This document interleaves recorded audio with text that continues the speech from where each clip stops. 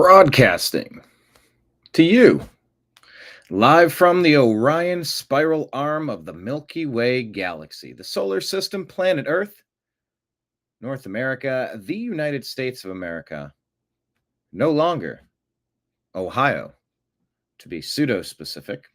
My name is Brian Engelman. Today is Wednesday, August the 20th, 2025.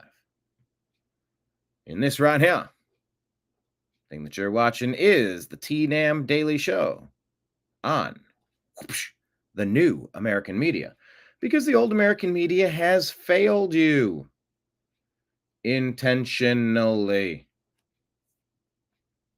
They haven't failed. They're pushing their propaganda.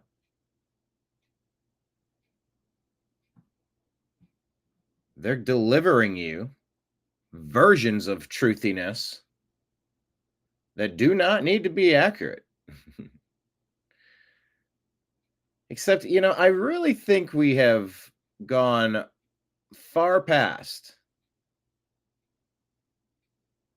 the point of politics. We are so far past politics and so deep into treason. I think there's a lot of people out there that have been having a hard time understanding the difference. This isn't complicated. If you weaponize the federal government against the population because of our political beliefs, y'all can go to hell. But I'd like you to have a nice stop in jail first. And, treason has extra consequences prescribed in our Constitution, right? The people that would sell our countrymen down the river for a few pieces of silver. You've heard about this, right?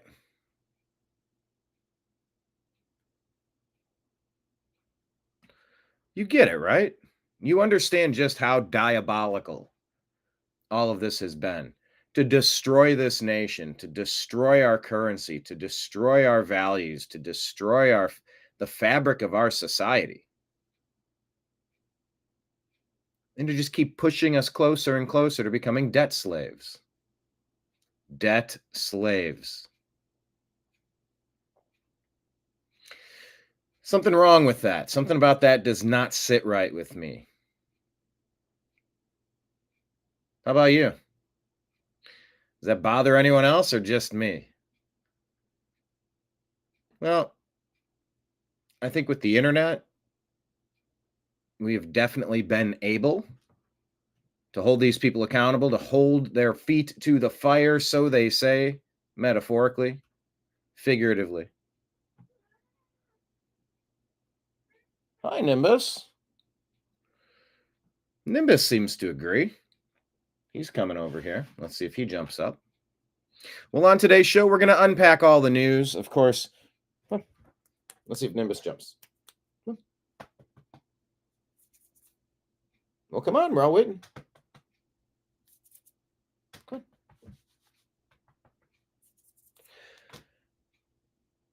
Nimbus, the whole world is waiting on you. Come on.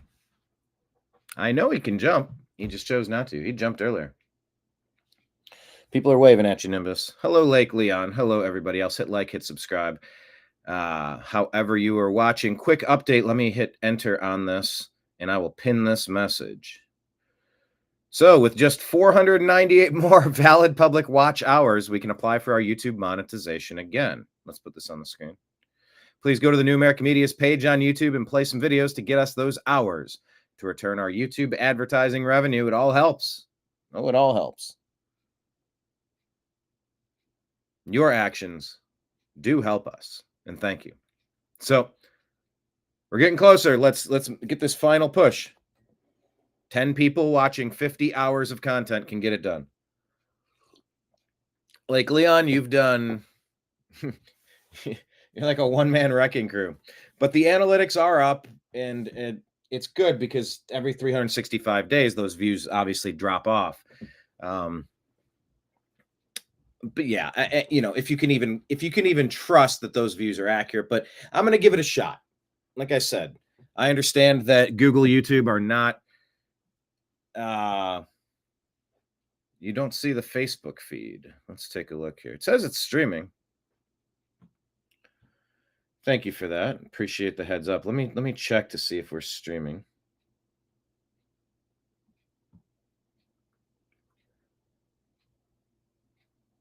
All right. Let's see. Where is it streaming? Yeah, we're streaming live. Actually, though, I will share it in our groups on Facebook. TNAM humor, TNAM preparedness, TNAM fake news, debunking conspiracy theories and propaganda. TNAM's The Agree to Disagree show. I'll say join our live show. Is this where Nimbus joins me? I can hear your toes clickety clacking down there, buddy. You coming up? 3, 2, 1. Yes, there's Nimbus. That was good timing. All right, Nimbus is back. We are streaming on Facebook. Hey, there's Nimbus. Look. All right, let's go ahead and launch today's program and dump all the news onto the table, and we'll talk about it. We want your comments. We want your thoughts. We want you to correct anything that you think is inaccurate. We want you to share this out on X and invite all your friends. Like, share the feed. Grab the feed from the YouTube page, or I guess because we're focused on YouTube at the moment. Although we are currently monetized on Rumble, so if you let those ads play, that's a penny in the wishing well. But yeah, if you could grab our YouTube link on the New American Media and send that out to a couple of friends through a Facebook Messenger or through a text message, through an email, doesn't really matter what you use. I'm trying to give my cat a headbutt here. What? Share the show. We'll dump the news out on the table, and we will talk about it all. All right, Sal, what are you saying? You have to get my coasters next month. What does that mean? Can you elaborate on that? But you and I, we need to start doing our Browns shows. We need to sort out when we're going to do the unhappy hour shows. It hasn't been a super big priority of mine because I've got a country to save. I'm battling demons. I mean, shit, the Cleveland Indians baseball players are rigging games. They're gambling, and we watched the Chiefs get a win over the Browns with Baker Mayfield in that playoff game when they should have called helmet-to-helmet collision and Browns ball at the 1. Instead, they gave it to the Chiefs on a touchback, so we lost 7 points and a turnover. So, yeah, sports that could be rigged have taken a bit of a back burner to saving this great nation. You're talking about these coasters. You're talking about the unhappy hour coasters. Does that mean you said you're for anyone interested in the coasters, by the way, they're $30 for a set of 4. They're wooden. They're Ohio made. They're laser engraved. They're awesome. So shipping included. They're $30. Shoot me a Venmo. Let me put it on the screen here on the captions. Where's the captions? Donation links. There we go. Venmo and Cash App. It's just my name. And on PayPal, it's fuzzinstallment@yahoo.com. So we have the beverage coasters in Ohio shape. We have them just as the circle shape with the big logo on them. And we also have these pins, the Unhappy Hour Sports Show pins. You see those in there? Collectible, only 100 made, $25, and I'll mail one of these out to you. So if anyone wants some, shoot me a message on Venmo or Cash App. Shoot some money over. $30 for one set of 4, $50 for both sets. That would be 8 wooden Ohio-made coasters. Shipping included for $50. Or throw in the pin for $25. So that's $75 for all 3 if you want some. Shoot me a message. And I will shoot those out to you. All right. Welcome, Sal. Welcome, John, and everybody else. Let's kick this program off. Dump the news on the table and see what's interesting today. Maybe. Did I press the button? I did. Things left the screen. Well, this is new. I usually press this and our show intro plays. Oh, that's not happening. Can't play selected clip. Please try again or contact support. What? What is happening?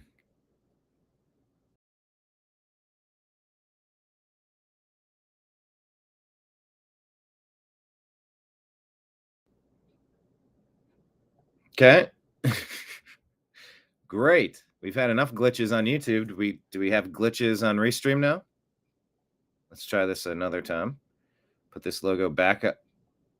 No, now the logos won't go up. They all just disappeared.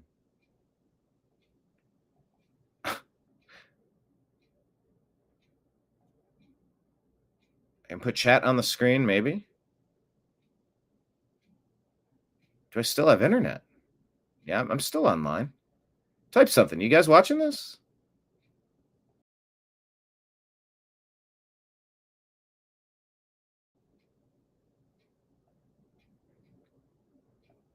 Okay. Are we back on? We good to go now? Okay, are we good to go now? Let's take that comment off the screen. And let's try to launch our show a ninth time. You know what they say, ninth time is the charm. Oh shit, it's not working again. I was convinced it was, so I just froze. I can't do an intro. Can't play selected video. Please try again or contact support. Well, how do I contact support? Can I even pull up? Oh, this is some shit. Unable to share screen. Screen sharing is not allowed. The fuck is going on?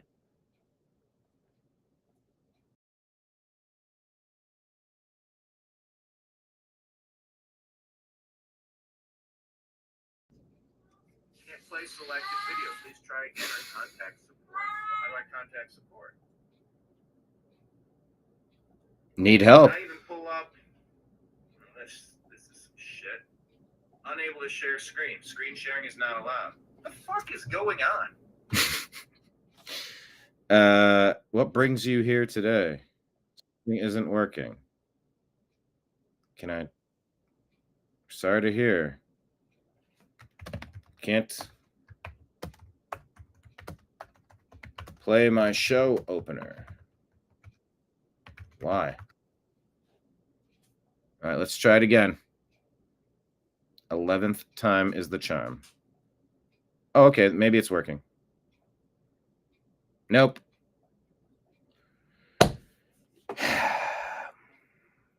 Okay. Unable to share the screen.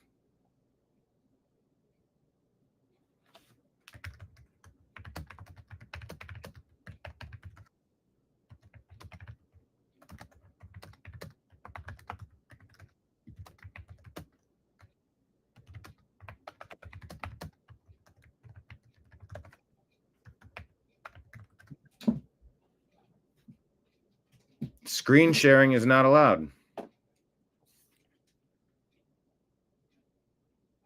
Why would screen sharing not be allowed?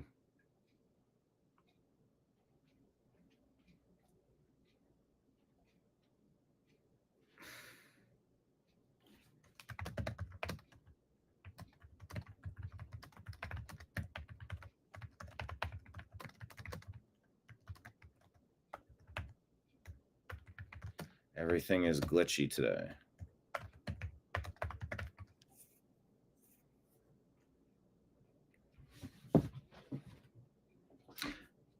Nimbus, what are you freaking out about? I just gave you food. I just brushed the heck out of you. Give you a good brushing. All right. Did you see this photo? I don't know.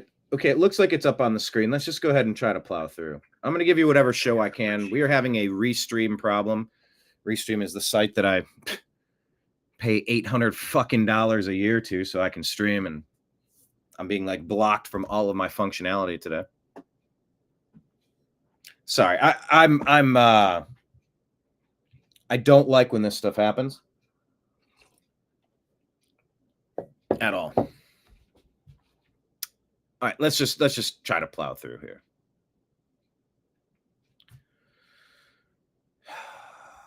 There you go. You're watching the TNAM Daily Show. Let's hit reset.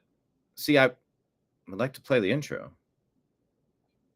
Every time I click it, it freezes. Why can't I play my show intro?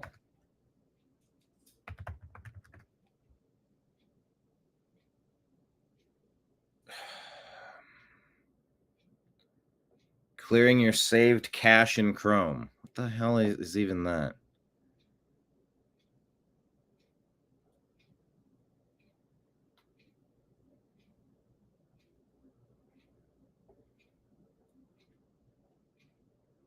Yeah.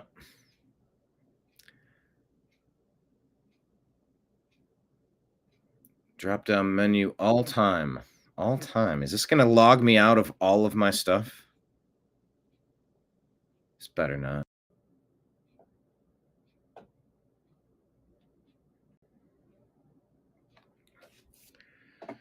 Who knows the ramifications of what they're making me do right now? Some sites may load more slowly.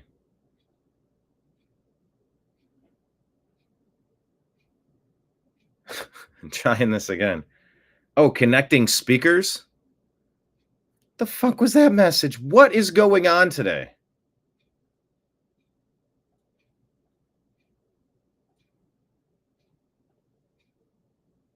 Couldn't load new messages. Reconnect.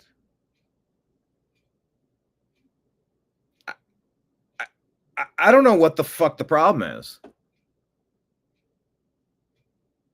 It's still not playing.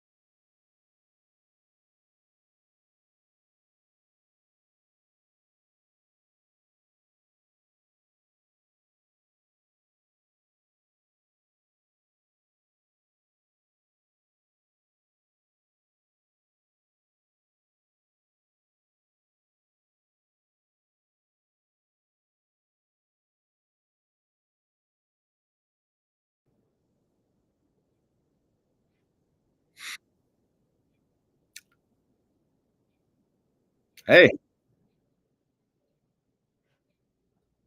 why am I hearing myself? Oh my god.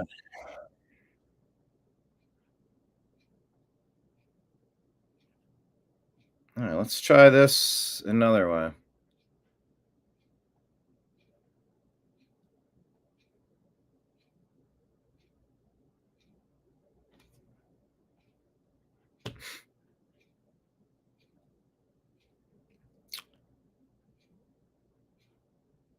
Wow, Restream is struggling today. Look at the resolution. Look how glitchy it looks.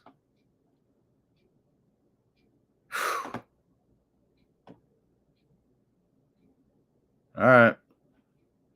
Fingers crossed. Can I play the intro again?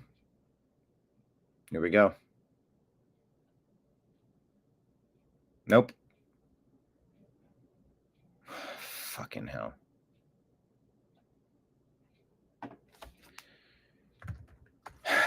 All right. Cleared the cache. It didn't work, but it logged me out of everything. What the hell is going on? I can't play my show intro. It's preloaded in my studio. I can't share the screen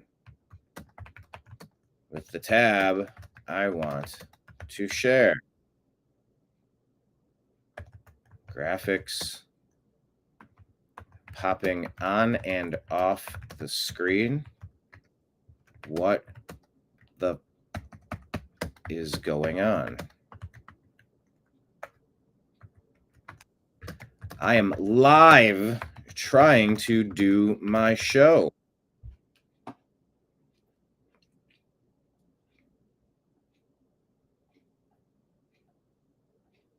Yeah, none of my video clips will play. None.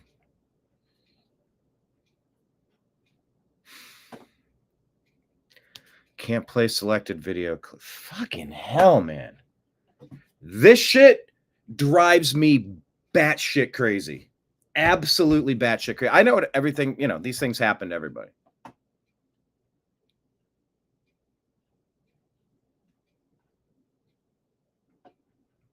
I can't even see chat on the screen. Chat's disabled now. Can't play selected video. Please try again. Guys, let me try to plow through this. I don't know what the fuck is up.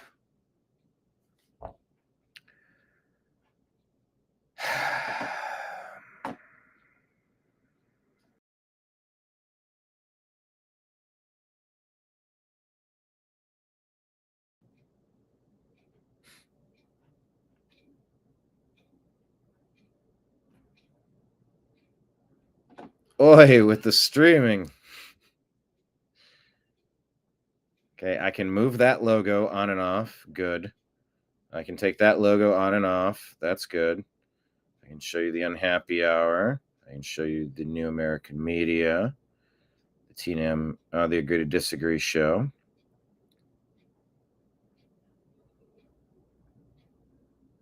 Nope. When I try to play a video clip, it shuts down. My video clip, it shuts down and says it can't play a clip. They want me to change browsers, bro. I'm logged into 20 tabs that I am using for the show on Chrome. I can't just hop over to Safari or Firefox.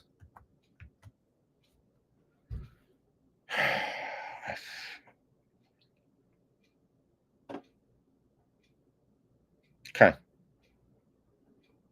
Video clip playback failed. Please try again.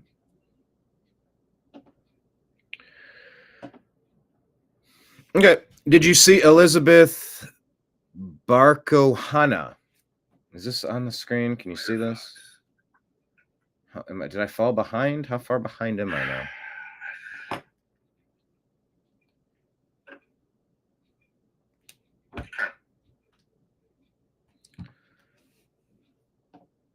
I'm not behind, but my live feed is not showing. Let me close out the live feed. I keep trying to just start and I can't because I'm connected to 40 fucking tabs in different accounts and I can't just, they're all connected.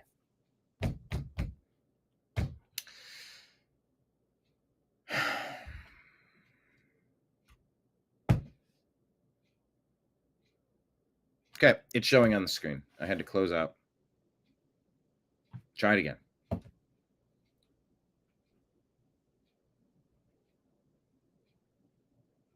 Okay.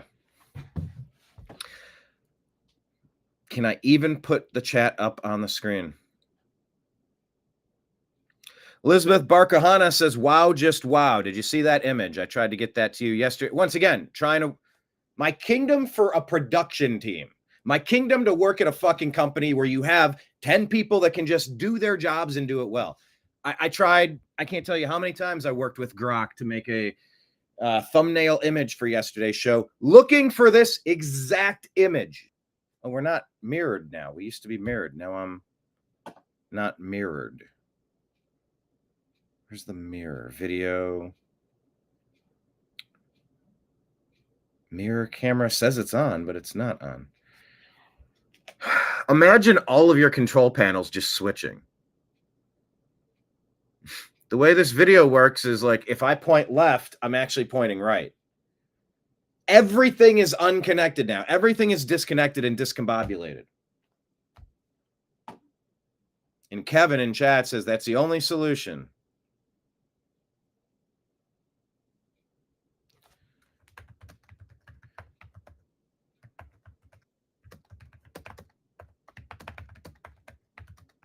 I said open an investigation.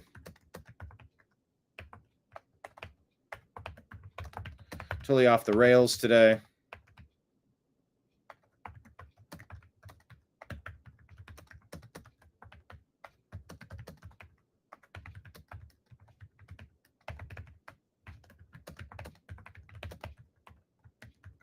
Thanks for nothing, Raystream.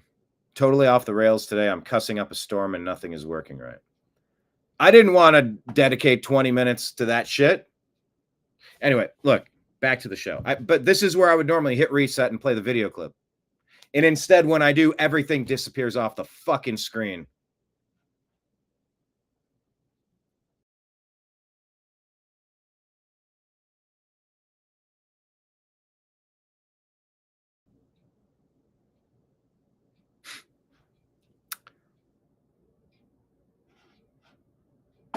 Okay.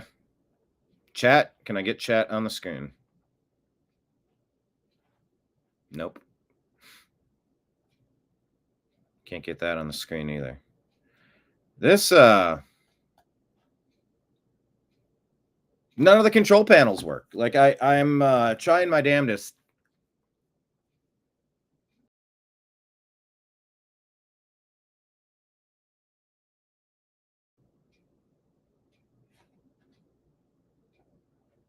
Okay, they understand. Brief recording of the issues so I can open. What am I supposed to record screen? What the fuck is this?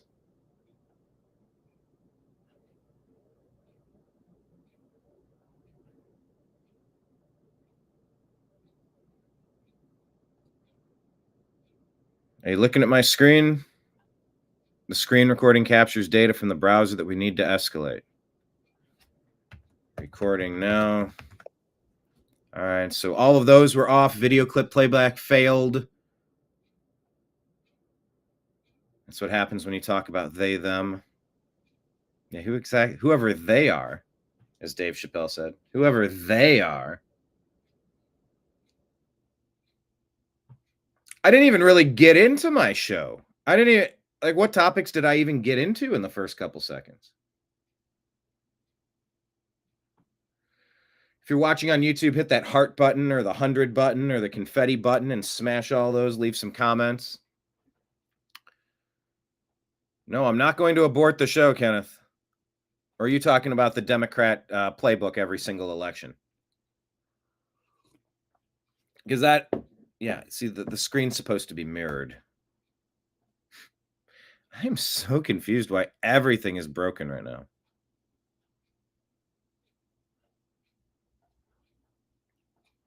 I'm just used to the camera being mirrored. Okay.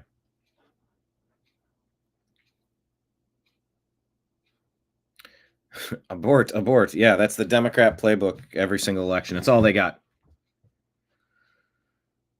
My restream is weak. I best see a doctor. All right. Let's hang on. I got to end this chat with this guy. I don't know. Oh, let me show the problem.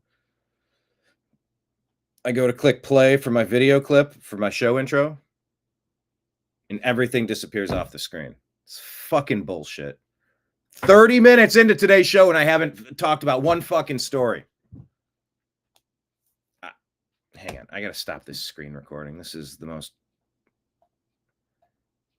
It's glitching in the video clips, and it's all video clips. It's can't play selected video. Please try again or contact support. I contacted support. I'm like, I can open up a case. I'm like, fine, open up a case. Can't you just fix it? Yeah, just go to Safari. Try that. I'm like, bro, do you see how many? I have 35 tabs open. I'm jumping between Rumble, X, Instagram, Facebook. Like I can't just switch over to Safari. That's not an answer. So how do I stop this recording? What a mess.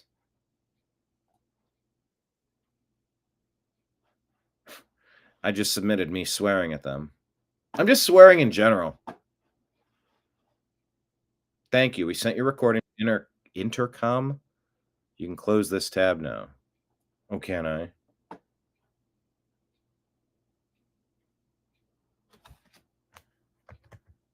Absolute disaster today.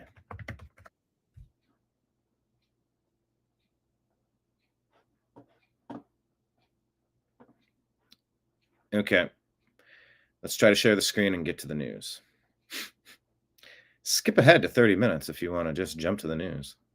You want to hear me swearing and cussing and hitting reset and clearing my cache and logging me out? Actually, let me check. How many accounts am I logged out of?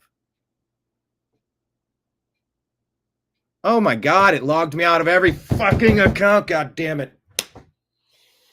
And I fuck. Do you know what the amount of things that need to go right for me to produce a show are nearly infinite? As Nick Adams pointed out a couple weeks ago, I make it look easy. I make it look easy. In fact, maybe I'm giving him some motivation to start his own show. Something he's been had in the works for a while, but you know what? Now I'm just going to do it. It doesn't look easy when nothing fucking works. So now I'm logged out of X. Let me double check. How am I not logged out of Instagram? Let me hit refresh. See this story before it disappears. Yeah, I'm logged out of everything. Do you have any idea how many accounts I have and how many passwords I have? I don't remember any of these. How could anyone remember 1,000 account login and piece of information? It is not easy to just log back in. But I'm going to do it. Grab a beverage. Give me 1 second. I'm going to fucking do best that I can.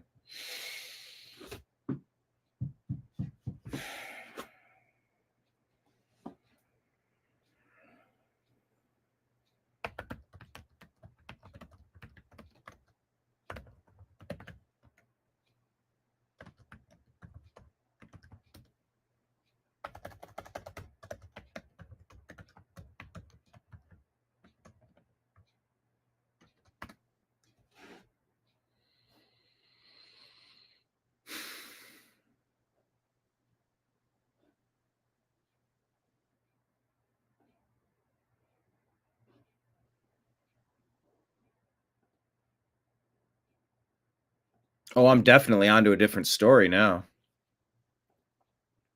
Oh, there we go.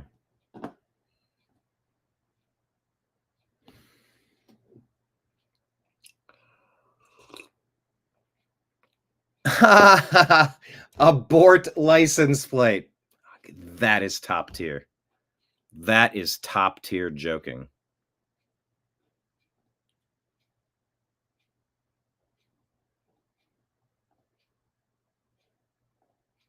Am I logged back in on X now? I'm so glad I asked all of you to share this show. Like, hey, what? We're all talking about the news. Let's talk about it.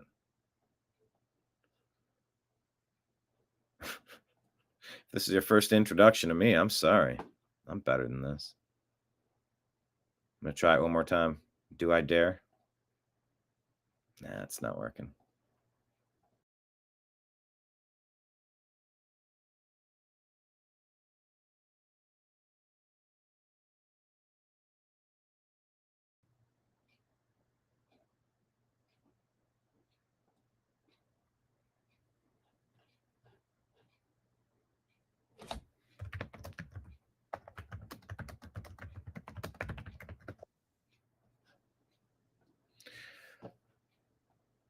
All right.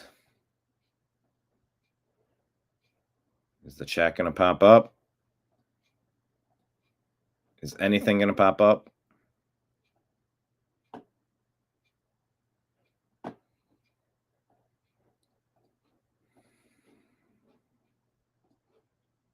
Video clip playback failed. I'm going to power through, damn it. All right. Elizabeth Barkahana here shared this photo.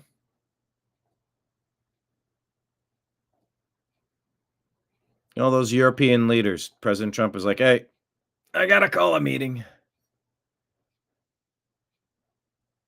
Updates will be available in the chat. It can take some time. You literally made me log out of 35 tabs during a live show, and it didn't even fix the problem. This is a very bad day, Kevin. All right. I tried to get Grok to make an image of that. I said, use that, grab that image of all the world leaders meeting with Trump yesterday. Well, we don't have a picture. Can you send it to me?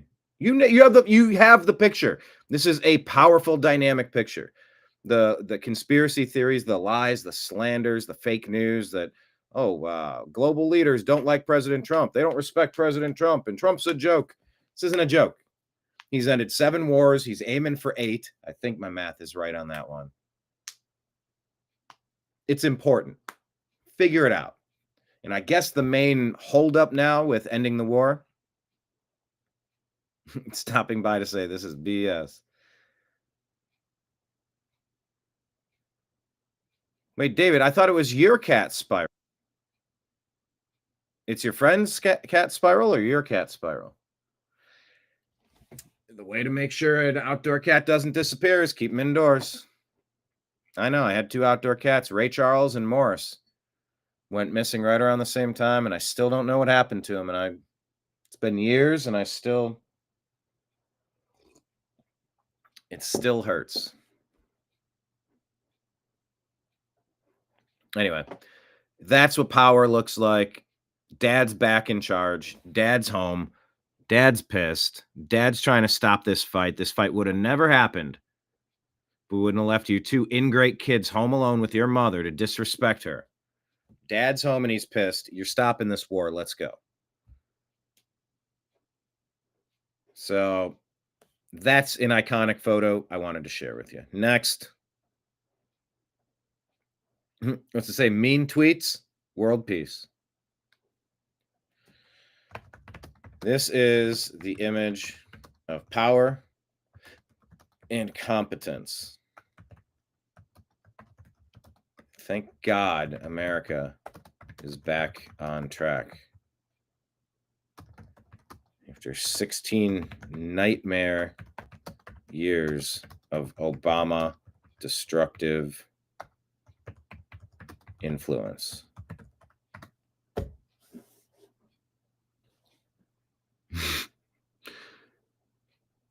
That's a lot of world leaders. That Georgia Maloney. Sorry, I at the top of off the top of my head, I'm not going to be able to name every one of these world leaders. But that's awesome. Praying for peace.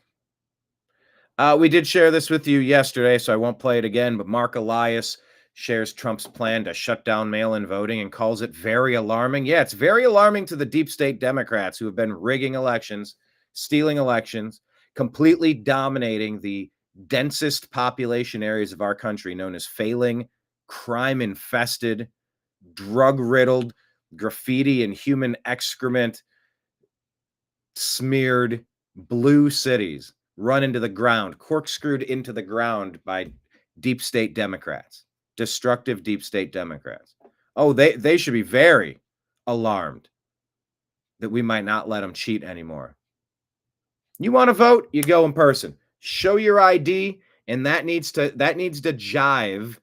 That needs to double check. That needs to verify and validate your name, your address, your personal information, your signature, your thumbprint, whatever the fuck it takes to make sure only citizens are voting in this election. That's what we're doing. And that's the way it should have always been.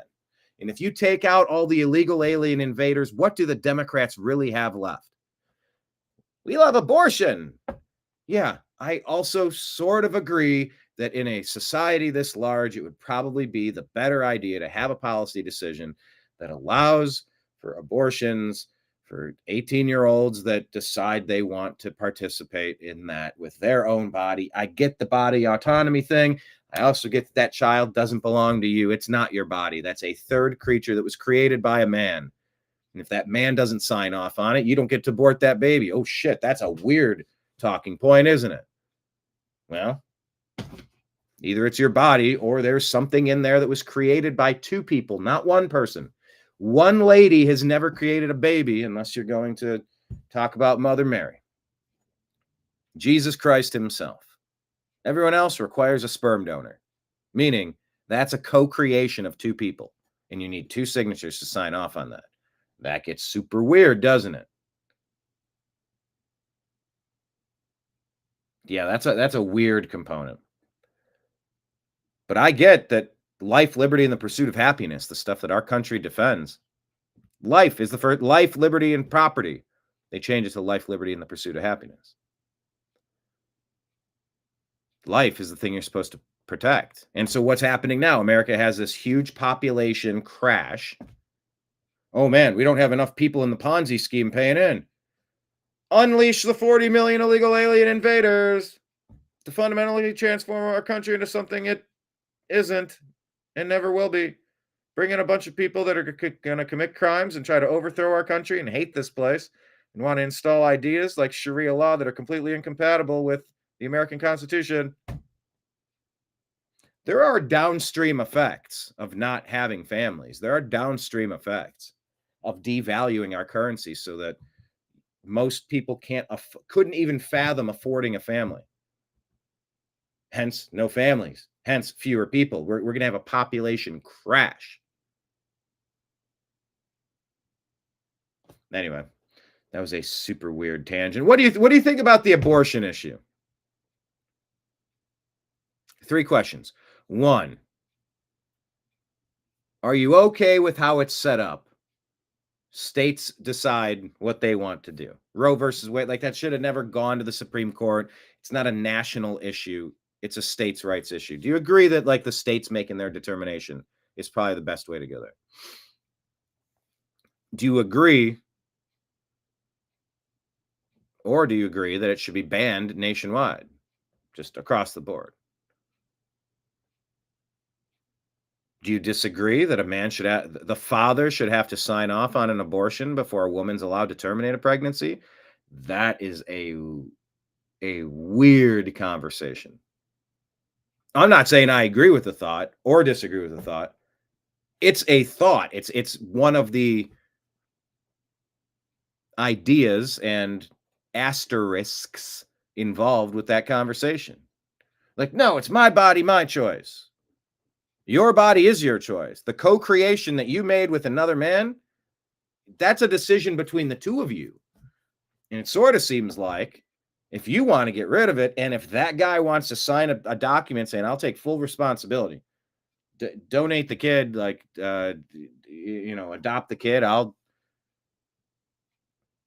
what do you call it? Surrendering the kid, adopting out the kid, giving it up for adoption. I don't know.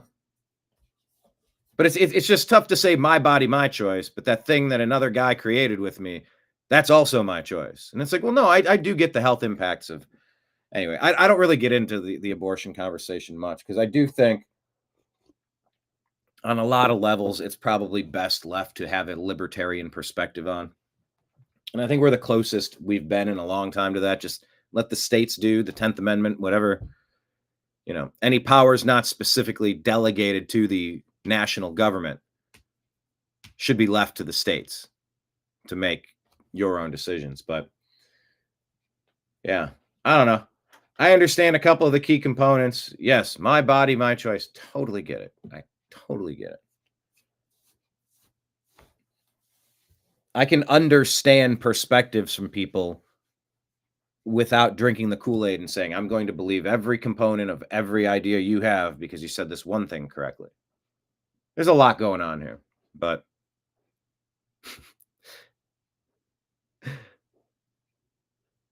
was this whole conversation because Kenneth said abort, abort? Is that where? No, it's also because the Democrats have been trying to take your kids away and indoctrinate the shit out of them, turn them crazy, either through MSNBC or CNN or through their public indoctrination camps to teach them to hate themselves, to hate their skin, to hate their gender, to hate their species, to hate their country, to hate themselves. Like, and there's this big uproar now about President Trump. Oh my gosh, did you hear what he said? See, I told you Trump's in favor of slavery. You're like, what? See, he said he's mad that the Smithsonian is teaching slavery was bad. No, we're gonna get to that. That's a whole other can of worms, and in a way, that is the number one story. There's several number one stories today, including the Kentucky judge. I really do have a lot of stories I want to get to.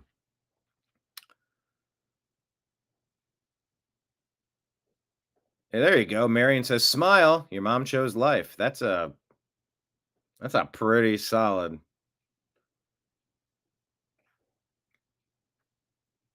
That'll shut somebody down real. They'll go, oh geez. No, not original gangsters. Oh geez. I mean, OGEEZ. Anyway, you knew that. Your body is choice, girl. Mm-hmm. Kind of says ban it. It's against God's will. Is God's will also to provide us with enough resources to pay for it? That's a lot of what's going on. There's a lot of that.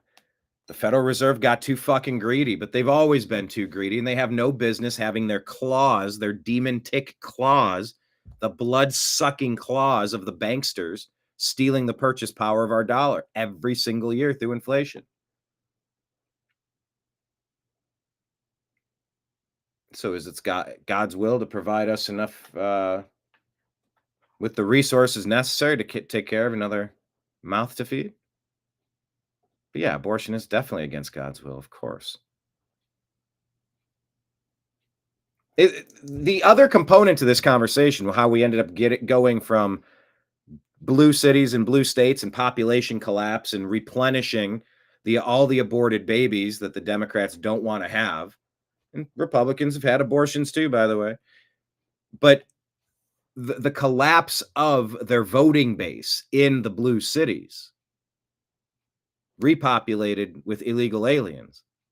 It's like, well, would you need to restock the pond with illegal alien invaders, military-aged men from parts unknown, if we were just having our own damned families? I don't think so. And I think the parents should be raising the kid with American values.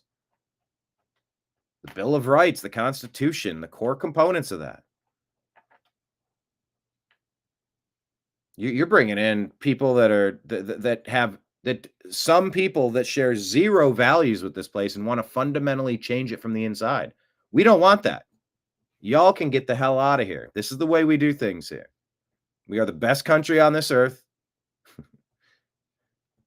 I think we were stolen. Our country was seized in a coup in 2020. I think the grand conspiracy that Director of National Intelligence Tulsi Gabbard has been revealing on a daily basis, and I think the incoming treason charges, God willing, whenever these indictments are supposed to happen, are going to prove that out.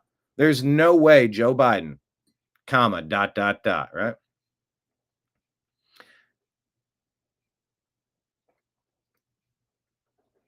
David says he was playing with Spiral outside it a night ago around 1:30 in the morning, and then he just vanished. Well, I hope he spirals back to you. Sal jumping in on the abortion conversation. It's tricky. It was a Marine that didn't want the baby. Oh, it was a Marine that didn't want the baby, but a woman did. He made her a Plan B hot cocoa and offed the baby, and he's now going to court. Whoa! But how many men have said, I created a child, I want that child, and the woman goes, no, I'm not, I don't want anything to do with it. I'm going to end it. Is she is she going to court?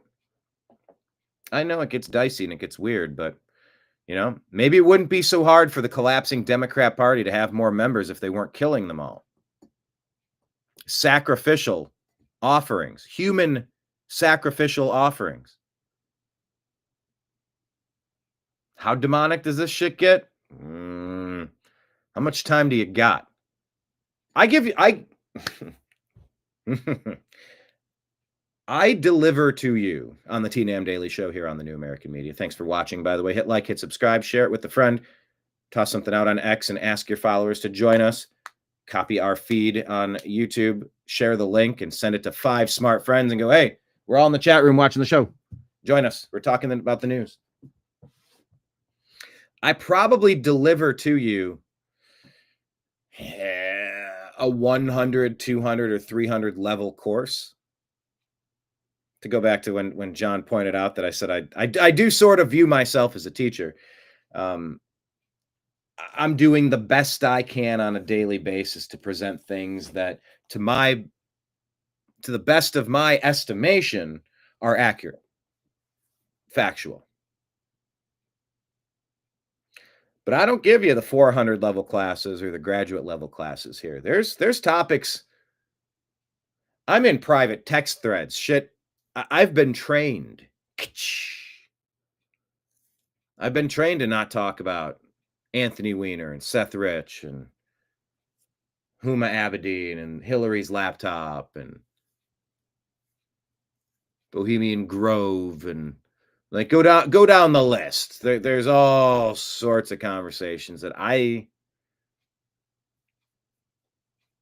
hardly discuss the vaccine topic because my accounts were all deleted. Personal, company, private groups, deleted. Oh, they're big worried. They made a mistake letting us have the internet. And I think they know it. But I don't know if they can unscramble those eggs. I mean, I guess, what if you made the internet so expensive that nobody could afford it except the elites? Air quote, elites. So, yeah, there's a lot of topics I don't peel back all the layers of the onion on, but I am down to talk about most things. I really am. Anyway. Trump's plan to shut down mail-in voting is very alarming, says Mark Elias. No, what's alarming is the fact that nobody likes you and the Democrats are about to get mollywomped. Mollywopped? What? Mollywomped? Is that a thing? Elias claims he's going to shut down the method of voting that Democrats disproportionately rely on versus Republicans. Yeah, because y'all are cheating. Show up. You don't need to rely on it.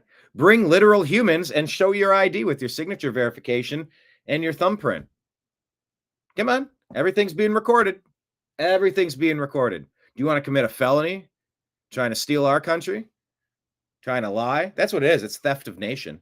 That's an invasion. You know what you do to invading armies, right? Do you remember what you do to invaders that are trying to overthrow your way of life and ruin you? Destroy your country? That's an invasion. So anyway, Mark Elias is big worried, and Mark Elias probably needs to be indicted as well.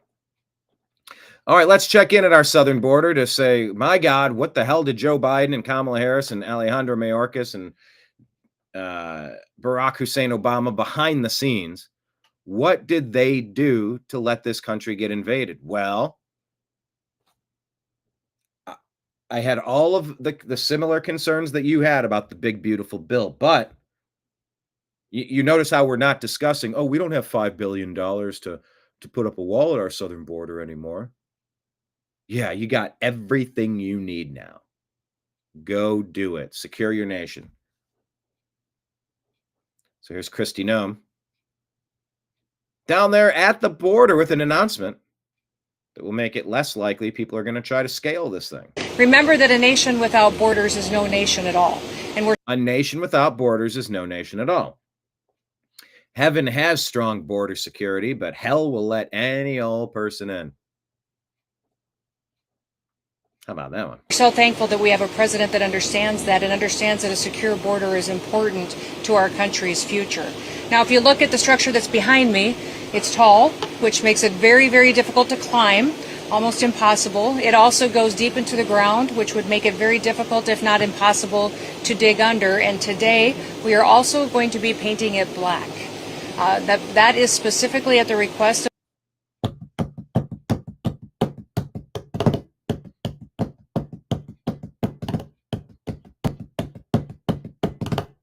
Do you know what I'm doing? Did you get it?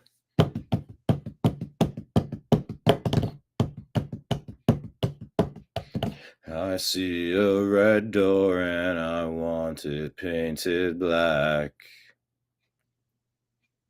Not that bad, hearing your hands are close. Sal says it's over 75 kind of contraceptive.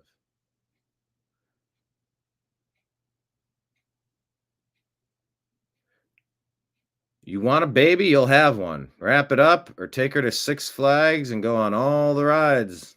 America. Abortion shouldn't be the end all. Oh my gosh. Six Flags. Fuck. Woo. Yeah. I see a metal wall and I want it painted black. the president, who understands that in the hot temperatures down here, when something is painted black, it gets even warmer, and it will make it even harder for people to climb. So we are going to be Hell has strong borders, and I hear it's pretty warm in there. Painting the entire southern border wall black to make sure that we encourage individuals to not come into our country illegally, to not break our federal laws, but that they will abide and come to our country the right way so that they can stay and have the opportunity to become United States citizens and pursue the American dream. There you go, Kristi Noem. In her fancy hat. In her fancy hat.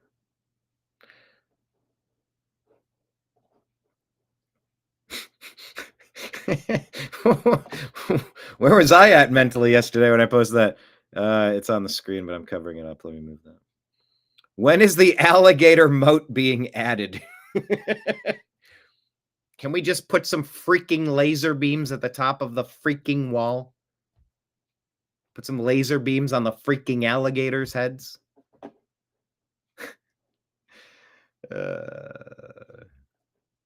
Walk through the front door. Don't break into our house. It's a very, very, very fine house. No breaking in. Thank you very much. All right. Next.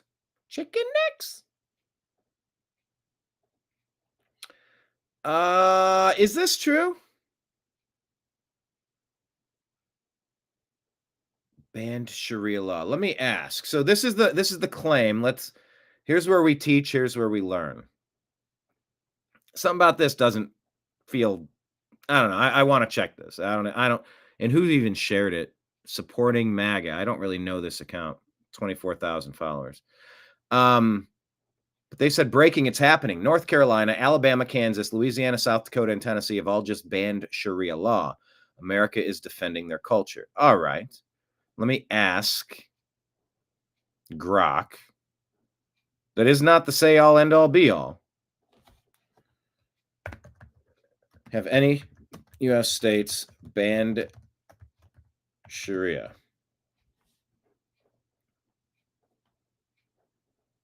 What would you guess? What do you think Grok is going to say?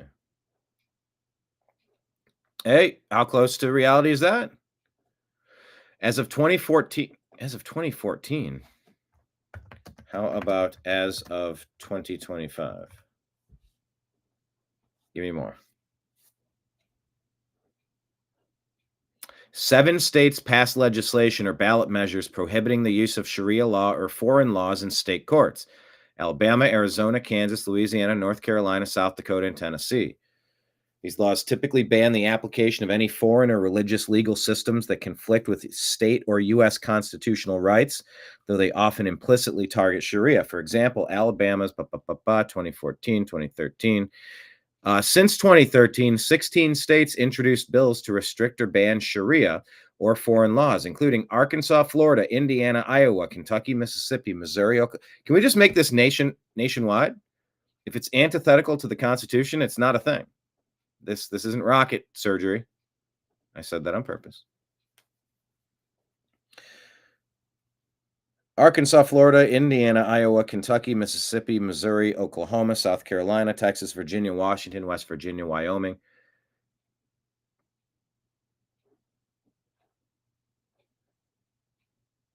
Alabama, Arizona, Louisiana, North Carolina, South Dakota, Tennessee, Arkansas, Texas.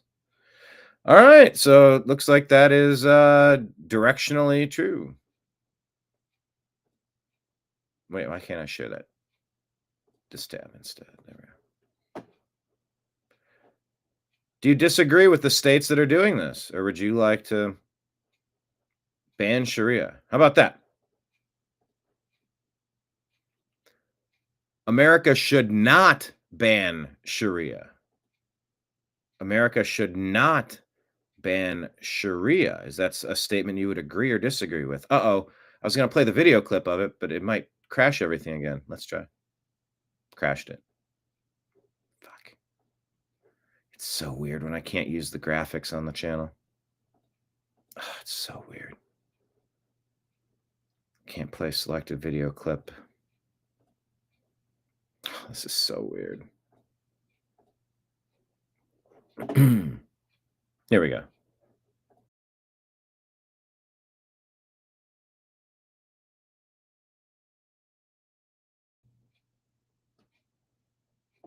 Doing the best I can with what I got today. Today's show's a spicy one. Not really. It's just common sense stuff. It's all just common sense stuff. Lake Leon says, ban it and deport. Yeah, it's incompatible with the Constitution. There we go. Comments back up. Video clip playback failed. Bit of a tongue twister. All right, next story. Will it let me share the screen? All right, next.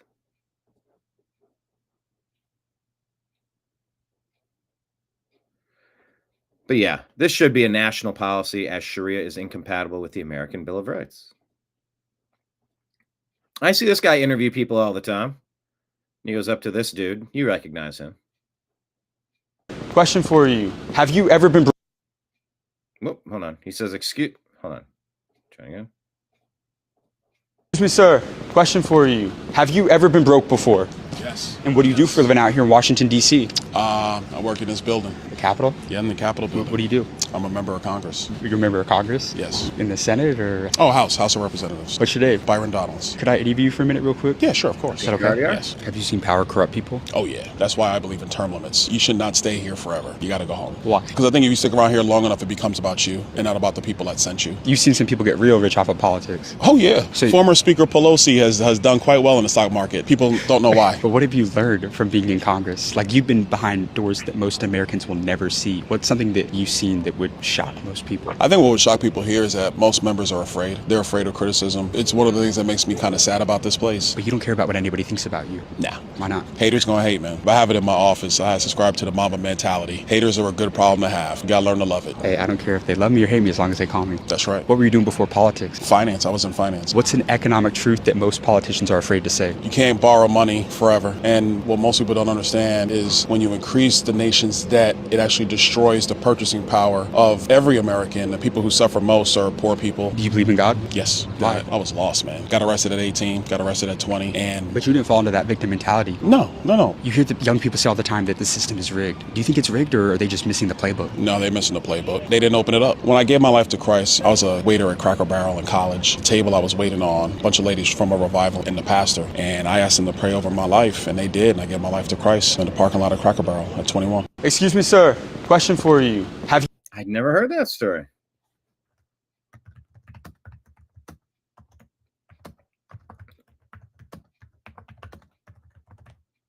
Thanks for sharing. All right. Yeah, I watch this guy, and I wonder how many of these are staged. I don't know, the School of Hard Knocks. But, they're walking, talking interviews. They're fun. 7 million followers. He's doing something right. Yeah, he's there with Tom Brady and Tom Cruise and everybody named Tom and Shaquille O'Neal. Good for him. All right. Where are we at? There we go. Byron Donalds is one of the good ones, right? All right. So Chuck Todd being ridiculous here, claiming Florida has comparing Florida to Illinois gerrymandering. Here you go. And Scott Jennings on the job. I mean, when I look at the states like Illinois and New York and even California with the supposed independent commission where Republicans get 40% of the vote and only have 17% of the seats, I think he has a point. And I don't know what... Come spend some time in the state of Florida, which is the worst gerrymandered state in the all of it. Worse than Illinois? Worse than Illinois. Come on. Chuck Todd says it's worse than Illinois. Worse than Illinois. Go watch. They Agree to can tell you disagree. who the Speaker of Oh, he said agree to disagree. the House is 2 years in advance. It is so gerrymandered. I mean, when I look at the states like... Agree to disagree. Great line. Great name for a show, by the way. All right. Well, what's going on here? Nate Foy and Jen Johnson rode along with an overnight gang crackdown on Long Island, New York. We had a violent attempted murder occur here in this parking lot about 2 nights ago. Someone was stabbed and 2 other people were beat up. The Nassau County Gang Investigation Squad is responding to an uptick in gang violence in recent weeks. We did a detailed investigation on this vehicle. Inside, we have about 7 grams of cocaine. The driver of the vehicle is a Trinitario gang member. No one identified Trinitario gang member. Trinitarios is a Dominican-American gang founded in New York City. This man declined to answer our questions. Sir, do you deny being a gang member? Nothing? Anything you want to say for yourself? Do you deny the charges against you? What's the cocaine for? For you? For selling? Also contained in the car, we have more packaging. Obviously, these are empty baggies for the cocaine when they sell it. And these are the drugs that we have here. Nassau County Police arrested dozens of gang members over the past week, many of them in the country illegally. Sending their best and brightest to destroy our nation. Isn't that sweet? Police say these 3 MS-13 gang members... Oh, wow. Thanks, Obama. What do you mean, Obama? It was Biden in charge. No, it was actually Kamala Harris in charge of the border. Yeah, they were both marionette puppets controlled by Obama and his team. We know that. They were selected, not elected. Not a single person voted for Kamala. Are illegal migrants arrested during a joint operation this month with the FBI and ICE New York. They're charged with a combined 14 counts of attempted murder and 49 counts of assault. And unlike some other counties in New York State, Nassau County cooperates with federal immigration enforcement. We're the first county in America that both signed up with our police department and our sheriff's department to make sure that we were cooperating because we want safer communities. And that federal partnership is set to strengthen in the coming weeks. Soon, 10 Nassau County detectives will be cross-designated with ICE to assist them in targeted operations against criminal illegal migrants. Brett? This area is, we had a... There you go. Time to take out the trash. All right. Did you see this story? This was basically the lead story that I wanted to put at the top. This is from News Nation. Let's just hear this story. So there's a Kentucky judge that was gunned down by a local sheriff. They're now accusing that the judge, oh, he was up to some Epstein shit. I mean, you're saying it like it's so normal, but I just want to make sure. Yeah. So the judge would have sex with inmates from the jail. The judge was raping inmates. No, you don't know it wasn't consensual. When you are the judge, you cannot have consensual sex with somebody that you have locked up as your slave. That's a rape. Any dissent on that one? Yes. And you saw it? Yes. I was part of it. I was one of them. Not just from being in jail, like coming in off the street and seeing them. Yeah. She was someone who had sex with the judge, was raped by the judge. How did they keep it a secret? It wasn't a secret. And everybody was in on it. This is the stuff we need to clean up immediately. Wasn't a secret. Why did you feel like you had to have local prisoners as his victims? She's being asked, why did you feel like you had to do it? Sex with the judge. Because he's the one with the power. He holds my entire life in his hands. He's the one that makes the decisions over whether I get to keep my children or not. He's the one that makes the decisions on whether I go to jail. Did anything ever happen to you in the jail? Yeah. I mean, because you talk about having sex with the judge, but that was mostly when you were out, right? Trying to avoid. Yeah. Did the judge ever say, you have to do this, or if you do this, you come see me 3 times and we'll take care of this. If it's a ticket or something, you know, or you get some minor charge, some petty charge. I mean, you're saying it like it's so normal, but I just want to make sure. Yeah. So the.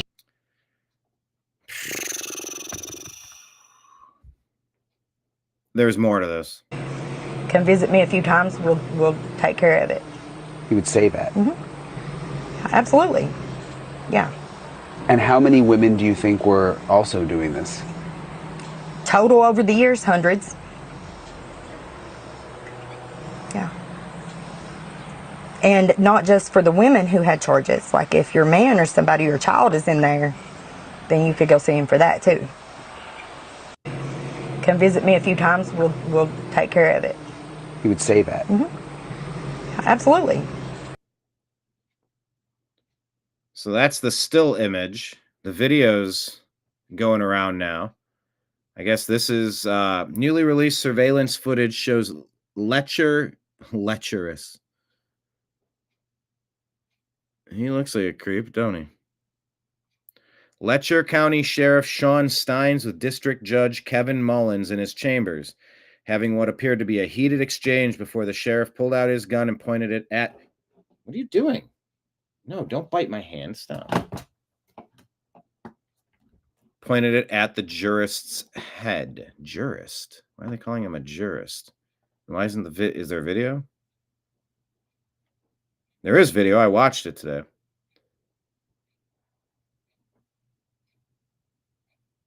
So there it is.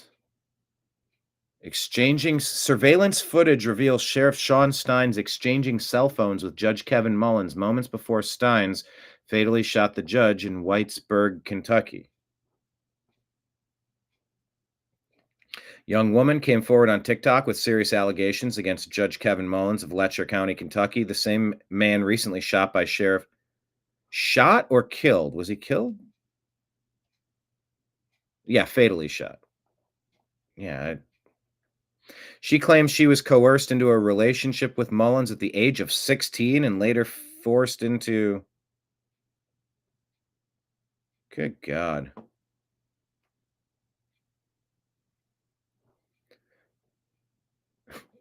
Why is this titled Hillbilly Crime? This is the woman who came forward openly accused, posting 10-minute videos detailing her story. Yeah.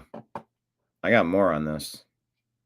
Have you even heard of this story? I know I reported it when it happened, but yeah, he does look like a creep, doesn't he? But then again, when you know what somebody is, they look more creepy. So that. Okay, here's a little bit more of the exchange with Scott Jennings. in this clown. Yeah. No part of the Republican base is presently demoralized. Do you agree with Scott Jennings? No part of the Republican base is demoralized? I would agree. The most demoralized thing in the Trump base was when Restream wasn't working, and I was demoralized for about 20 minutes, 25 minutes. Every single part of the Republican base that voted for Donald Trump, I'm just telling you, No, if. I didn't say when. I said are if. as happy as they could possibly be with him, and they will be that way come next year. This idea that there's division over this in the party, they're happy with Trump, trust me. No, I think what's a risk here is that Donald Trump has portrayed himself as a warrior against the elites. What Jeffrey Epstein files present is an alternative story that, no, he's part of this elite group too. He's been with the elites. He's been in part of this, there's the, and I think that is what could be so, weirdly, that's the damage. It's not a specific allegation. Were you an insider or an outsider? You think it's news to American voters or Republicans that he is an elite person? No. Of course, he was a he was the guy that the New York elite didn't like, that the political elite didn't like. Oh, stop it. Trump was the king of the world. Everybody wanted to be him, wanted to be with him, wanted to schmooze with him and do deals with him. Number one show in the country. Everybody. No, until he ran for public office. That the Republican elite, he built an entire brand on being on grievance. So no, I think this is what's at risk for him. So I don't know about that. We'll see. There's supposed to be some Epstein stuff coming out. Nervous about Freedom Defense Fund says breaking the most important medical freedom case in history is about to hit the Supreme Court. The Ninth Circuit recently rewrote a century of case law to justify tyrannical COVID-era mandates. Here we go. Taking this up to the Leslie Manukian, healthfreedomdefense.org. the Supreme Court, because the last thing I want on my shoulders is a Supreme Court somehow, some way affirming it. I think that this is so egregious it has to be appealed. Because now, look, when it comes to vaccinations, won't you hear similar arguments? My body, my choice. Yeah, well, that's not your body. You're impacting someone else's body with your actions. Okay. I can see that on some level.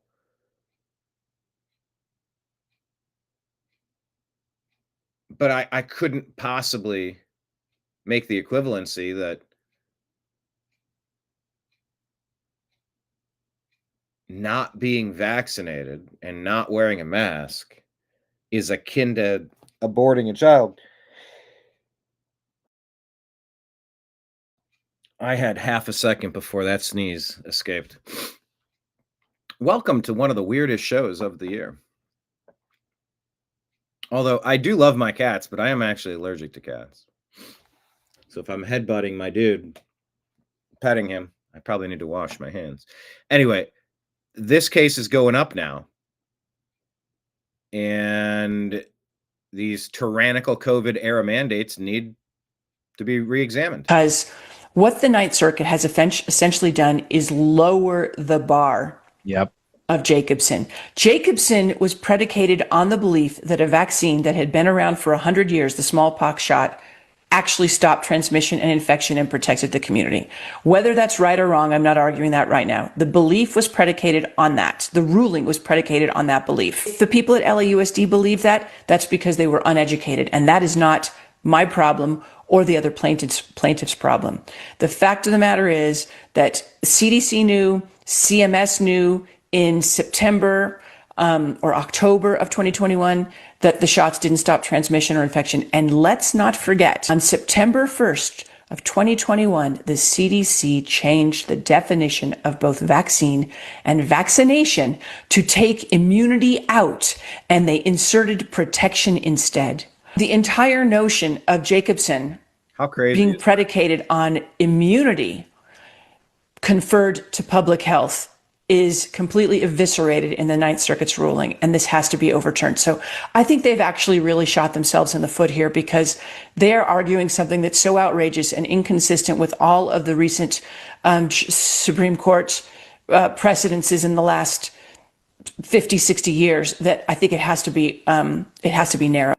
nervous about taking this up to the Supreme Court, because the last thing I want on my shoulders is a Supreme Court somehow, some way affirming it. I think that this is so egregious it has to be appealed, because terrifying potentiality. What if it codifies it and locks it into law, and you're the one that tried to stop it and it went sideways? That would be terrible. Kristen Sokoloff here points out that President Trump calls for an end to mass mail voting, not military absentee ballots, you twits. Despite critics' claims, Trump has never proposed ending absentee ballots for troops overseas. His focus is on stopping widespread mail-in voting, which has raised concerns after cases like a Michigan politician getting caught on video stuffing ballots. Why aren't every... No. We're done. We're done with mail-in ballots. But why weren't there cameras on every license plate and clear cameras looking in all the windows of any vehicle that went through? And it would count. It would physically count how many ballots you put in. You can put one per person, one per license plate. You don't get to mule. You don't get to go collect a bunch or print a bunch or fill in a bunch and drop them off. Nobody trusts that.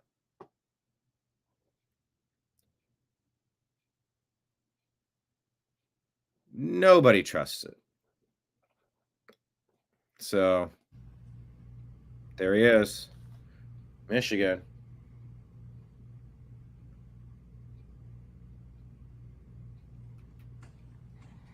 There you go, going back for more.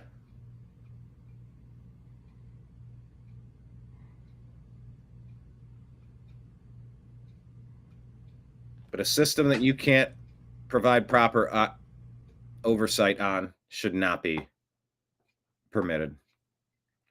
Speaking of stuff that shouldn't be permitted, Stephen Miller's got some thoughts. The Here we go.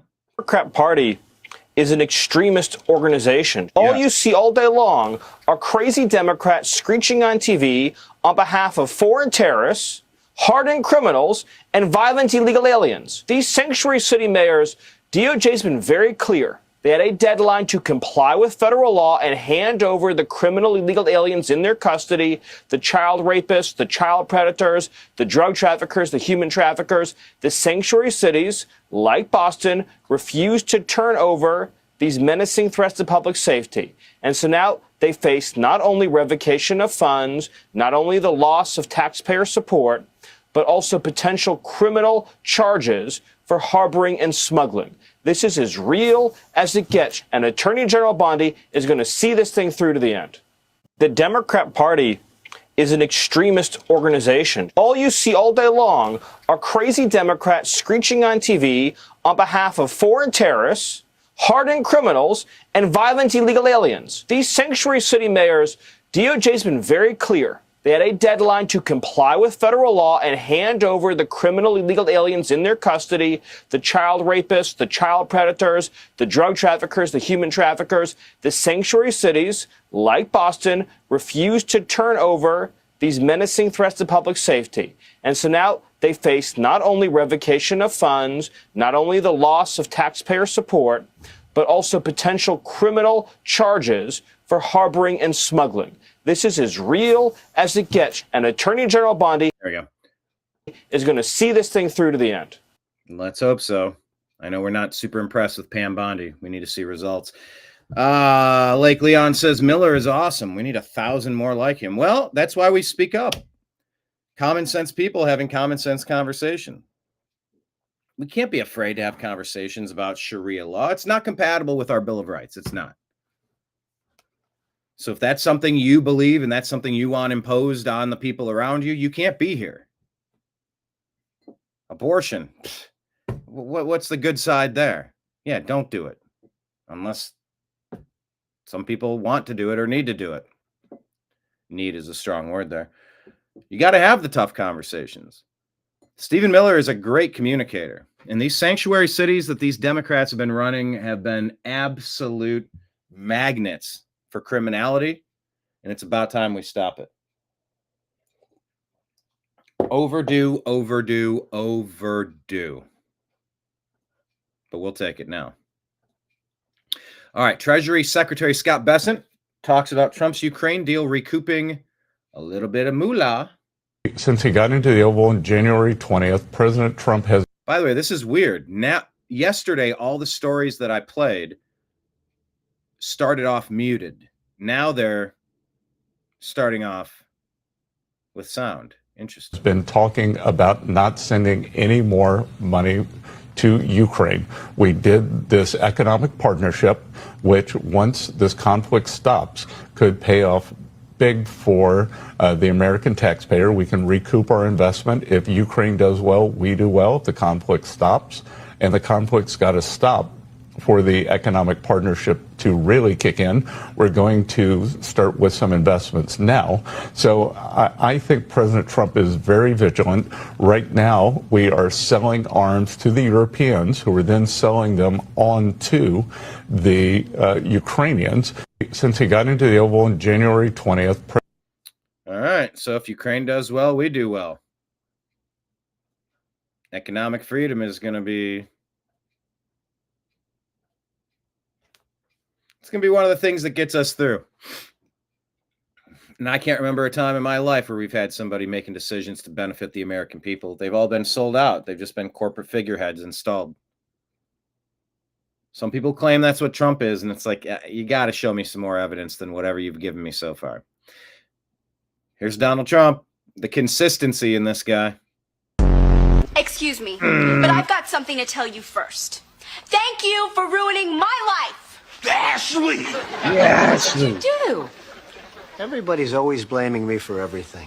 Nice line. Oh, Don, you're a little controversial. You're talking about illegal immigration. I said it's illegal. I am the chosen one. Somebody had to do it, so I'm taking on China. I don't make money from China. You do. I don't make money from Ukraine. You do. I don't make money from Russia. You make $3.5 million, Joe. His visceral response to attack people on their appearance, short, tall, fat, ugly. My goodness, that happened in junior high. Are we not way above that? Would we not all be worried to have someone like that in charge of the nuclear arsenal? Mr. Trump. I never attacked him on his look, and believe me, there's plenty of subject matter right there.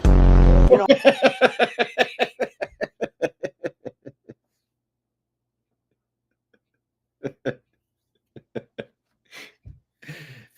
And if you look, Trump looked down. He like veered over his lectern, kind of looked down across the podiums or whatever. He's like, what am I going to rip on him for? What am I going to rip on him for? What am I going to rip on him for? That curly hair? Should I do Brillo pad head? No, I don't know.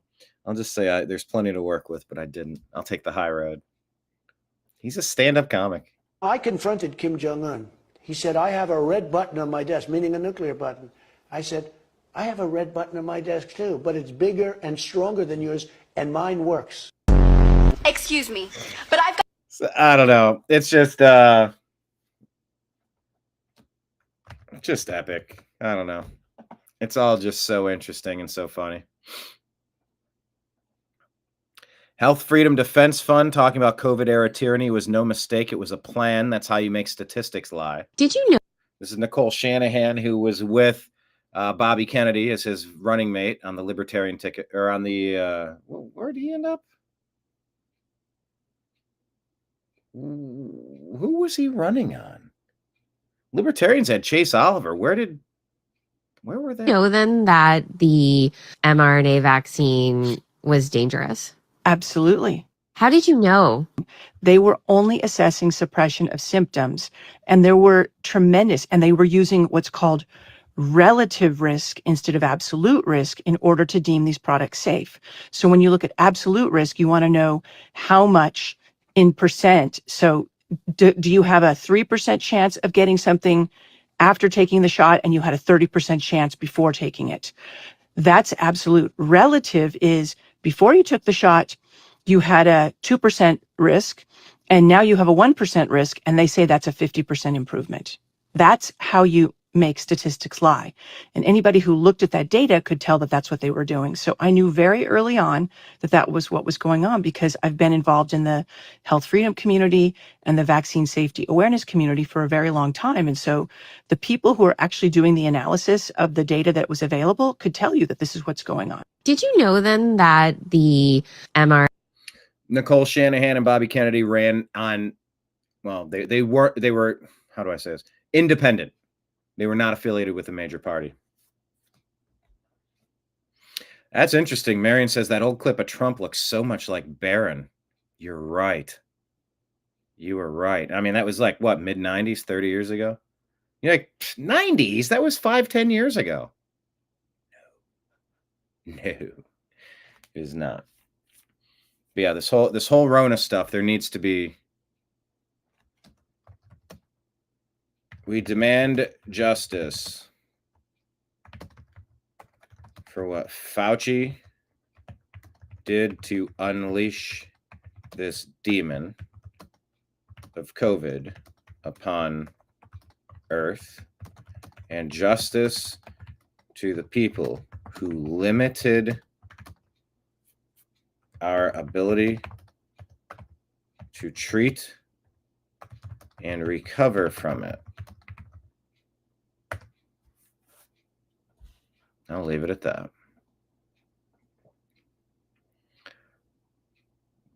This is one of the most wild videos you'll see in a minute. We met this guy at the Libertarian Convention. Welcome. Introduce yourself. Go ahead. Senate Committee on State Affairs.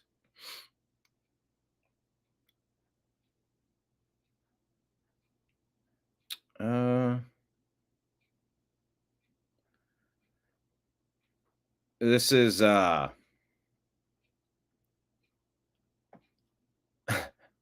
Stein. Tell me if you agree or disagree with Alex.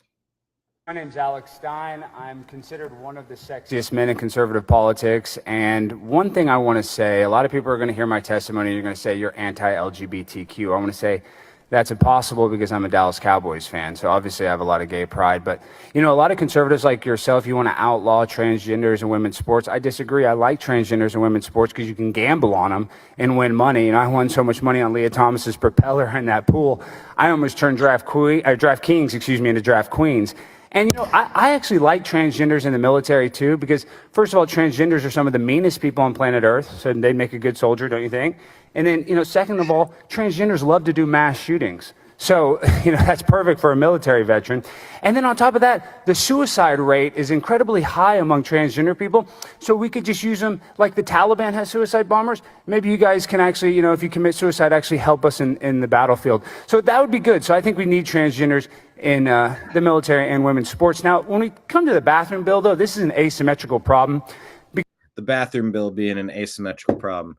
I don't even know where to unpack that whole first 30 seconds. Just he keeps, let it rip. Because, first of all, no dude cares if, like, a bisexual woman comes in there and tries to use, like, a pee funnel. You know, some lady boy comes in there, some, you know, stud comes in there, wants to pee in the urinal. No guy's going to be threatened by, you know, a trans woman.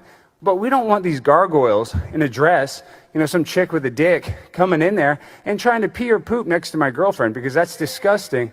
And, well, I was going to say something. Listen, I have my First Amendment right. Let me just speak.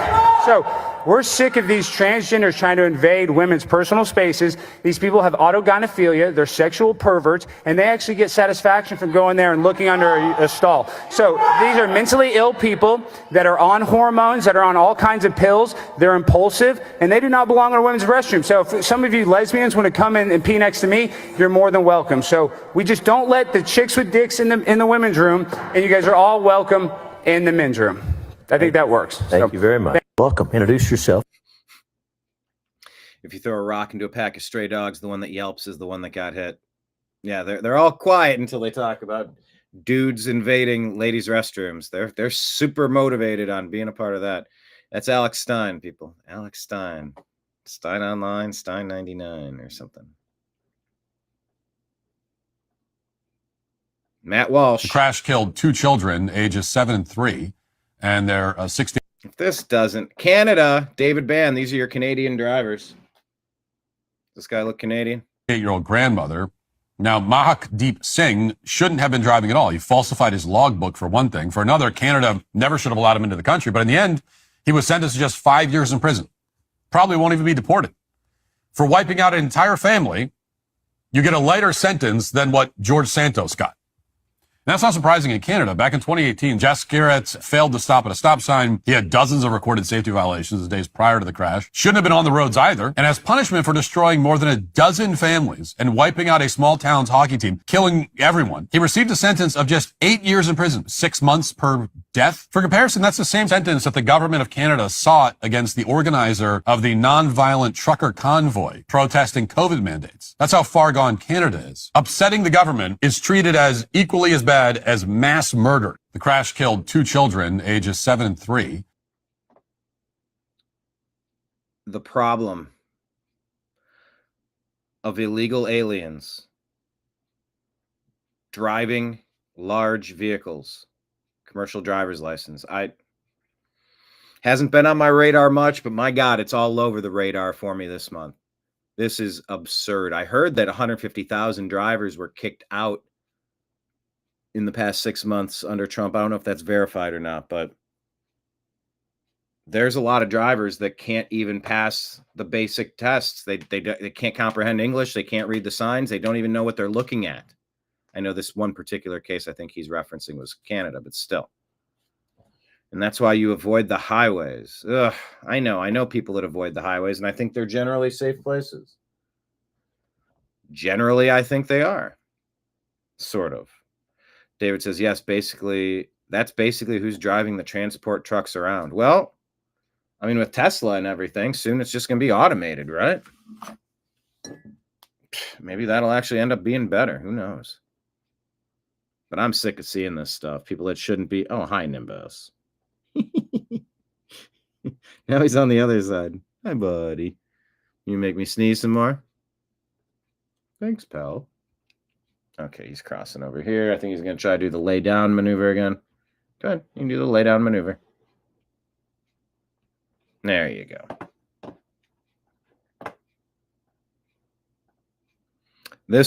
Shit. Batya Unger Sargon. On CNN. Starting around 2011. Starting around 2011, 2012, sociologists started to notice a shift in white liberal opinion polling to where white progressives became more extreme in their views on race than Black and Hispanic Americans. And they called this, the sociologists called it the Great Awakening. And when they postulated, and I have no problem with the term Great Awakening. That's a nice phrase. Oh, I guess I could go side by side. Let's do it that way. I like the term Great Awakening. That's fine. I like that. That's cool. But what I prefer is the Obama doctrine. Where did this come from? Why did white progressives suddenly start obsessing over race? Well, 2-3 decades of being indoctrinated to hate yourself because of your skin, because of your nation, because of your religion, because of everything. Yeah, it finally catches up to you as well. Plus, he had the most divisive racial arsonist to ever get near the presidency. No, we're not talking about Trump. We're talking about Barry Soetoro, Barack Hussein Obama, whatever you want to call him, wherever you think he's from, whatever you think his motivation is, wherever you think he was indoctrinated at the Little Red Schoolhouse, wherever you think he got his moral guidance from Reverend Jeremiah Wright, wherever you think he got political inspiration from the terrorist William Ayers. Go down the laundry list. Barack Obama is at the root cause of exactly what she's talking. That was directly right at the end of that first term so he could get his second term. And then with no re-election, he went bonkers with it. Taking over social media, taking over legacy media, pushing this stuff everywhere. And it's been nauseating. It's been destructive. It's been a self-inflicted wound upon this nation for far too long. In a way that was actually far to the left of where Hispanic and Black Americans were on this issue, they found that the media had shifted radically how it talked about these issues. So, for example, in 2010, the words white supremacy were mentioned 75 times in the Washington Post and the New York Times. But the media is different from museums. In 2020, The words white supremacy were mentioned 700 times in the Washington Post and the New York Times and 2,400 times in NPR. The word racism 4,000 times in 2020. The words white and racial privilege from 2013 to 2019 grew by 1,500% in the New York Times and the Washington Post. And the word slavery itself exponentially skyrocketed as a percentage of words. I'm offering this only to suggest. I understand. I'm just wondering what do you think is the problem with talking about slavery, white supremacy, racism, etc.? So the point Okay, by the way, this Abby, I responded to her. No, it's not the problem talking about it. You talk about it. You tell the story. You move on. You're hyper fixated on the rear view mirror, worrying about things that didn't happen to you, and it didn't happen because of anybody else in the room. It's a historical thing that you learn from, and you focus on all the great things that we've been able to accomplish as a nation, the growth that we've had because of that. That's where the focus needs to be, not on the division. The division is the Great Awakening, the Barack Obama, it's the Obama doctrine. Your windshield is much larger than your rear view mirror for a reason. And that's what the conversation about the Smithsonian is about. That's what it's about. And Americans being tired of browbeaten into trying to hate ourselves for the sins of the past. That's the past. This is 2025. Tell me, what's your issue in 2025? And we can talk about that. Yeah, you teach it. You don't swim in a pool of it every single day. You can teach about it. Fill an Olympic swimming pool full of piranhas. How many you can teach about it? How many times do you want to go swimming around in there? How long before this turns into a very bad idea? Well, it's been a very bad idea to be hyperfixated on the past for a very long time in America. You highlight and focus the good things that we've emerged from. You don't just keep showing inflammatory images and just go over and over and not nonstop. It's just a nonstop barrage. The rain of fixation on racism never stops with Democrats as your God. Never sunny days. It's all looking through the rear view mirror, squinting. Go through looking at your side mirror. Can I see far back enough? No, look at all those things back there. You're going to crash into a tree if you're not looking through the windshield. That's why nobody likes the Democrats. That's why they've been voted out in a unanimous manner. We are absolutely sick of it. This is jumping the shark. Fonzie jumped the shark. Barack Hussein Obama has spoiled all of the goodwill that was offered to him at the beginning of his first term.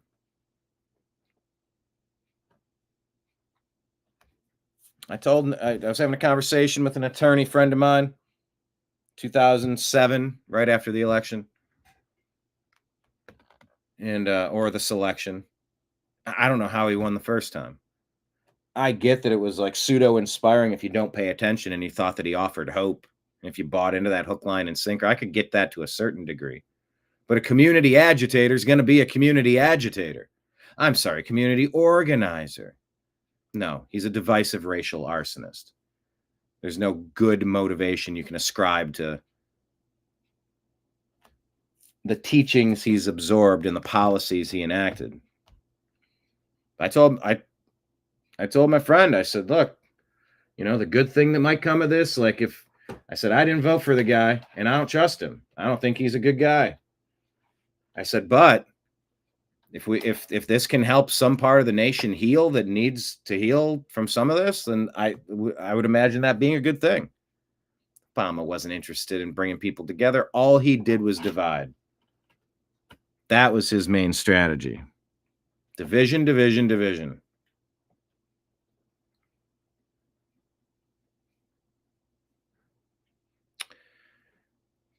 Your windshield is made by Fruit of the Loom. No. That's kind of funny. In Kentucky, a DMV worker got fired for reporting over 200 licenses just giving out. Fired for reporting it or fired for doing it? Anyway, this Abby, like, that's the whole conversation about the Smithsonian. Can you believe that Trump thinks racism was good? And he didn't say, yeah, Trump thinks racism was good. He thinks slavery was good. That's not what he's saying. He's saying you can't focus on that stuff. You're destroying your nation. You're swallowing the end of a revolver if you keep pushing that stuff. Absolutely can't do it that way if you're going to survive as a nation. And Trump is absolutely right that we need to reclaim the narrative. It's not to whitewash it away like it didn't happen, but why am I going to just stay fixated? If all I talked about was Fauci and COVID killing my brother, would you ever show up again? You know where I stand. You've heard the story. I tell different versions of it. Not that the story changes. It's just I remember different things and I say different things on different shows. Holy how insufferable would I be if I just... Oh my God, Nimbus almost fell off the desk here. He's getting a little less nimble with his years. And he's fallen off of things before, so I worry about him. Hi, bud. Okay, thanks. But how insufferable would somebody be if all they did was bitch and moan and complain and get angry about stuff that happened a long time ago to people that were not them? It's not helpful in any way to stay hyperfixated on this. We're not moving. I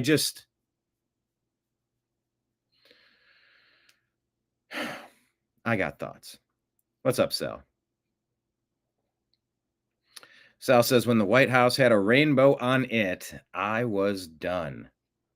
Everything became hyper partisan, hyper woke, the great awakening. I'm trying to make here is that liberals will say, well, this is a reflection of reality, but of course it isn't. This is a reflection of a newfound obsession that was driven by the media. A newfound obsession driven by Obama, the Democrat Party, and the media. Well, and that doesn't reflect either the moral evil of these things or the historical accuracy. I do want to dive into what you mean by that, because you say that you don't think it's a reflection of reality. Based on what? Well, based on the idea that those things don't exist, that white supremacy doesn't. Nobody's saying that racism didn't happen. And for fuck's sake, what is this white supremacy you keep talking about? Where is it? Remember when Biden for years? Biden, Mayorkas, Harris, Obama pulling puppet strings. Oh yeah, the greatest threat to America is white supremacy. Huh? Who the fuck? Who are you talking about? Where? Where is it? Where is this boogeyman you keep talking about? Oh, we can point to migrant crime every day in the news. That's what the Democrats have caused. But then they're claiming the Republicans are pushing white. Where's this white supremacy?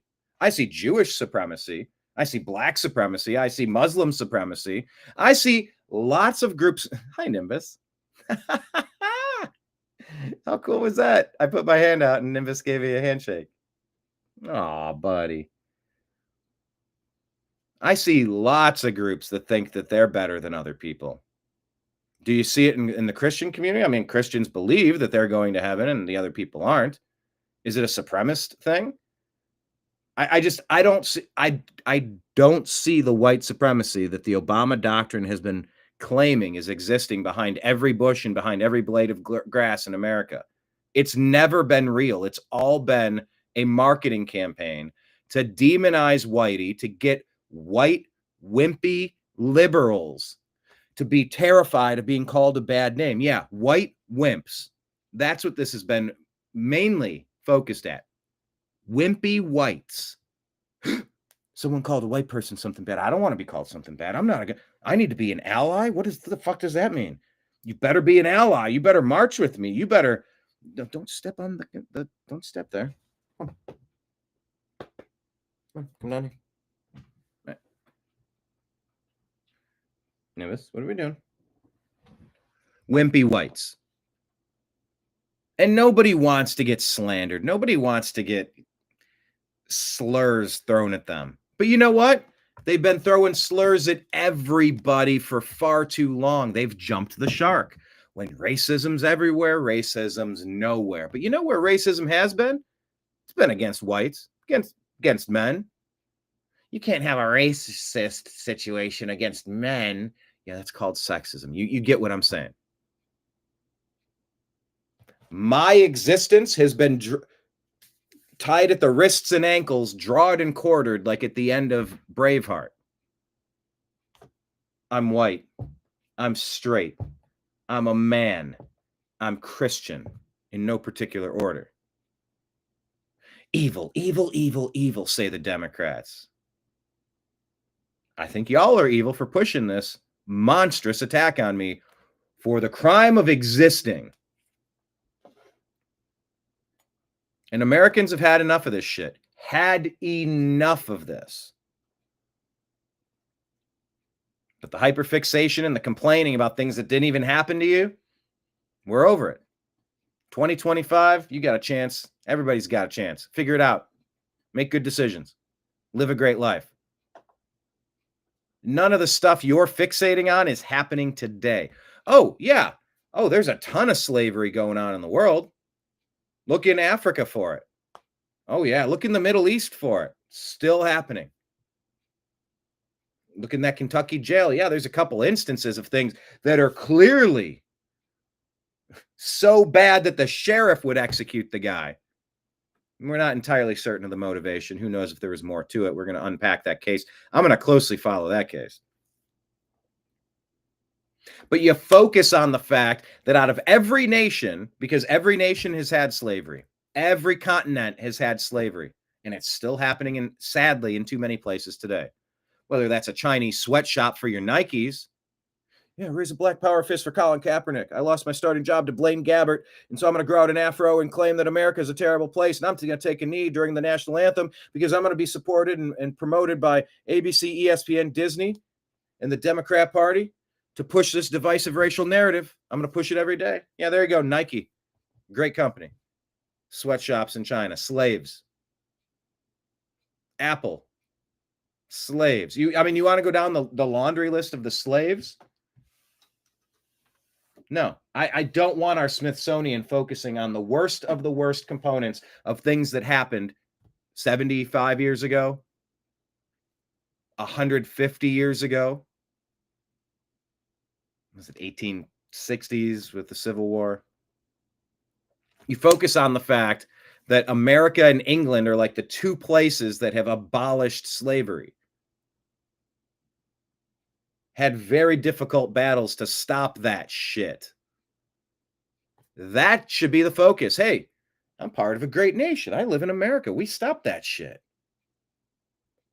Great personal sacrifice in that Civil War. Look, a horrible, atrocious occurrence, but man, we got our freedom out of that. This is a cool place. We just had a half black guy as the president. Maybe one day we'll get a full black guy. It's so stupid. It's so stupid to fixate on race. It's so dumb. But the phrase half black guy or half white guy, it's just kind of funny because it's so irrelevant. I didn't dislike Obama because of his skin. I disliked his Marxist leanings, Leninist leanings, totalitarian leanings, New World Order, one world government type leanings. His totalitarian weaponization of the government along with his treason. You think I would feel the same if it was Jeb Bush doing it? You're damn right I would. If that were Mitt Romney doing that, John McCain, you're damn right I'd be against that shit. Because I don't care what your skin looks like. Nobody cares what your skin looks like. It's how you act, and it's what you believe. And it's what you're trying to turn America into. You're trying to lift us up and take the building blocks left before you, standing on the shoulders of giants. You who want to declare you have every answer to every problem in the universe, but you can't clean your room, like Jordan Peterson says. You. Is that what it, so wimpy whites consume hamburgers mostly. Yeah, wimpy. Yeah, I've never said wimpy whites before, but that Kenneth says if there ever was a white supremacy, it came and went. Yeah, Nimbus is not as nimble as he used to be. No. He gets his monthly meds. But yeah, that's been the point, to sit down, shut up, scare, soy boy, beta cuck, wimpy white males, and angry, as Rush Limbaugh would call them, feminazis. Angry at men, feminists that act like Nazis. That's your Democrat Party. That's your 19%. Soy boy, beta boys. Beta soy boys. There you go. I could say that. Wimpy whites. Self-loathing. Overeducated. Oh, see, yeah, Trump loves the uneducated. They'll share that around. Yeah. See, when you're indoctrinated and you take your cookie from your master, go, can I have a cookie? Tell me what I want to hear. There's systemic racism in America, and it's a horrible place, and that's why I vote Democrat, because I'm an ally. Can I have a cookie? Slurp it up. The approval of your teacher that's indoctrinating you to hate yourself. Slurp it up. You've been indoctrinated. But I'm so educated. I'm so smart. I'm the smartest one in the room. No, you're the dumbest, because all you do is seek the external validation from people that are training you to hate yourself. That's what the Democrat Party's become. And there's no need to focus on the bad. You need to focus on the good. No, you don't delete the chapter. Nobody has said you don't mention it. You mention it in the context of what happened. You explain, yeah, this is a rough patch. And hey, look where we've been since. And you spend 90% of the time on the good shit and the advances. You don't just keep squinting through the rearview mirror. You're going to be like that illegal alien on the commercial driver's license, texting, not paying attention, then takes out the family in front of him. Squinting in that rearview mirror. That's not addressing you in your life in any way. That's not helping you, and that's not helping America. President Trump is absolutely right to take back the story that we're telling about ourselves. It's been so divisive, shame-filled, hate-filled, rage-filled, racist. Oh, wait a minute. You're saying that it's trying to drive racism because they're just accurately talking about how white people had slaves? Every group had slaves. So it's not just white people, and it's not just America. So yeah, chill the fuck out on that type of bullshit. You got to stop. You have to stop. You don't whitewash the chapter. You don't pretend that it didn't happen. You definitely have a chapter on it. You spend a day on it. Spend a week on it. Whatever percentage. Yeah, 10% rear view mirror, 90%. Look where we've gone since then. What an amazing accomplishment we've created here in this country. Isn't America great? A shining beacon of light for everybody on earth. That's the story you're supposed to be telling. But people like Abby Phillips, she exists here on CNN to push this divisive racial rhetoric. Doesn't exist. Racism doesn't exist. Nobody is saying things don't exist. But by the way, most of it is anti-white racism. Are you ready to hear that? The self-inflicted wounds of the black community, all of that aggressive. Look at the numbers. Look at the statistics of the violent crimes. The South Side of Chicago. Pick your designated lawless areas in your sanctuary cities run by Democrats into the ground. And if you can't find me, I don't know. What analogy am I even looking for? I'm not going to make the analogy. I'm just going to say, show me where the white people are responsible for making that happen. Tell me.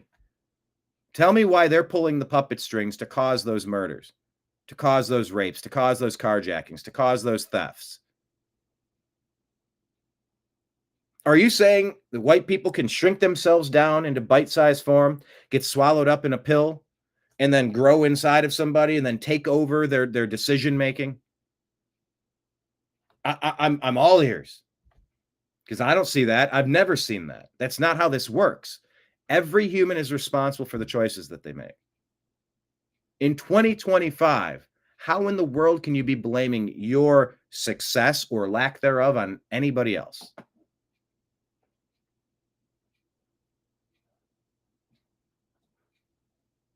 Then Abby Phillip here, she's trying to say, oh, what, you're trying to say that racism doesn't exist? What does that even mean? I'm guessing that, well, you don't think that there's white people that dislike black people? I think what you will find is people that dislike violent criminal actions of any people. Do the math, look at the statistics, compare the percentages, and tell me, what reasonable conclusion are people making based on people's personal decisions? But she's already trying to reframe this conversation into something, an argument that's not being had by Batya Ungar what's her name? Batya Ungar Sargon. That's a tough name. That we shouldn't be talking about it anymore. Based on the idea, obviously all these things I think are evil, but there's not more slavery now to the tune. Yeah, but I think part of the problem, Batya, is that respectfully, that's not a second, Bakari. Part of the problem is that back, not that long ago, in the 50s, the 60s, even beyond that. She's looking up, she's looking down, she's trying to regurgitate something. Let's see what she comes up with in the 50s. When there was actual... Okay, so 75 years ago. Jim Crow happening in this country. People were actually treating black people as second-class citizens. We weren't talking about those things at all. But in those words were virtually never mentioned. I mean, you don't. What was virtually never mentioned? It's been nonstop in the schools. Nonstop. By who? The white liberal ladies teaching almost all the classes. Yeah, they're like 80% women. They're mostly liberal. A lot of white ladies. Oh, and there's a lot of bitter, angry ladies of non-white origin that are teaching, indoctrinating, abusing your kids mentally each day. In what universe was this not being taught? This stuff has been taught for a very long time. So is that better? Was it better then, or was it worse? You don't think that 2013 is the same as the 1960s, But you're missing, right? respectfully, and I've had this debate many times. Do you really think that there's as big a difference between the 1960s we're missing, and 20? I don't. That's not my point. My point is that the use of the language in present day. The use of what language? Or the lack of the use of the language. The lack of use of what language? I don't know what she's saying. Back when racism was apparent every single day, anti-white racism has been apparent for the past 16 years under the Obama doctrine. That's the weaponization of our federal government to come after, I don't know, people like me. I feel like I'm in all their target demographics as someone they want to eliminate. Can't earn a living on social media, can't express an opinion without ... Single day in the streets of America doesn't reflect really anything except perhaps a better awareness of the reality that we live in as a country. Anyway, this segment set me off. Like, there's just so many thoughts on that. Like I said in the bottom, we've called this the Obama doctrine, the plan to push divisive racial arson every day. This is why Americans loathe the Democrats now. They jumped the shark.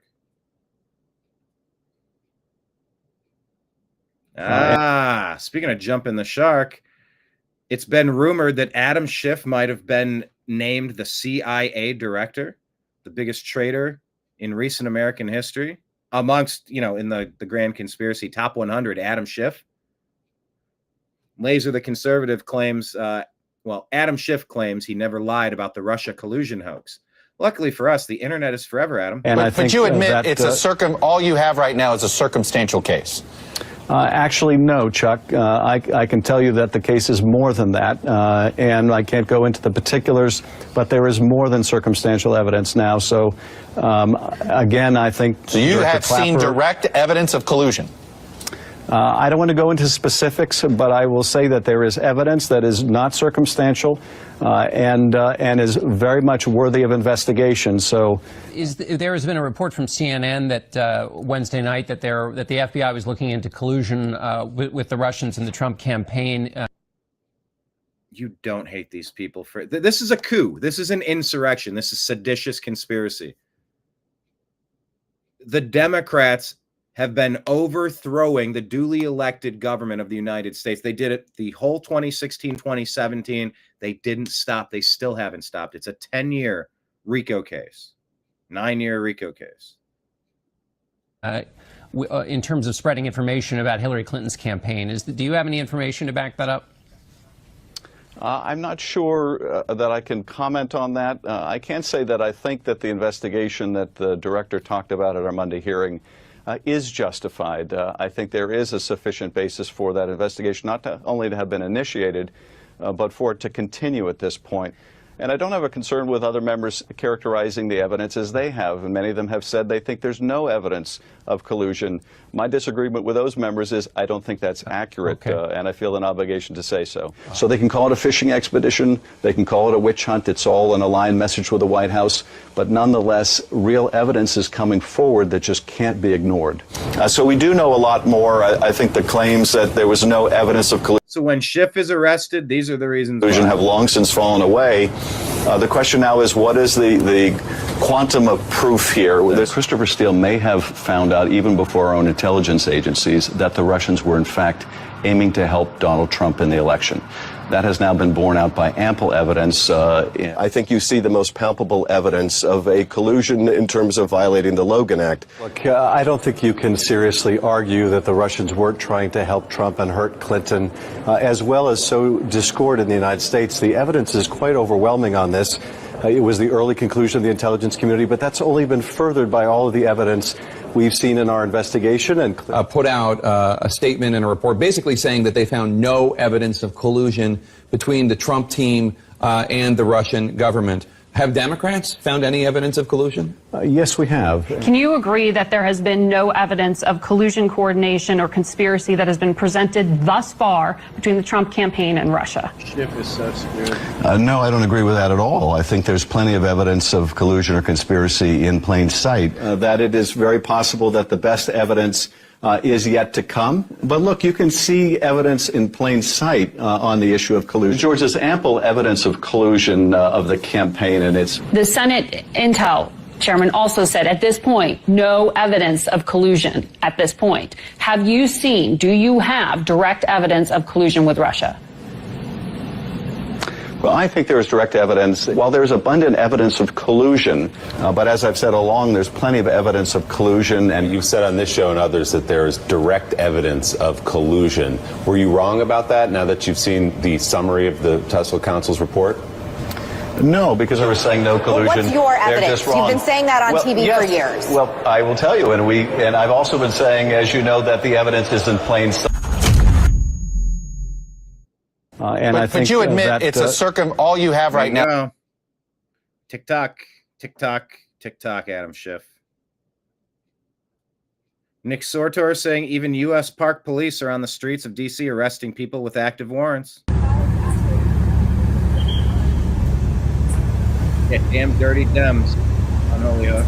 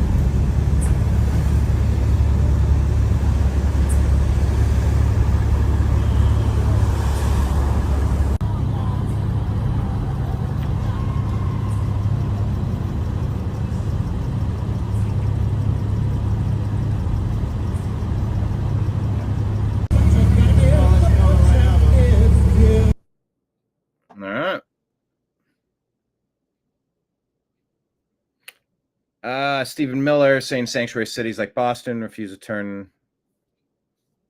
What the hell is happening here?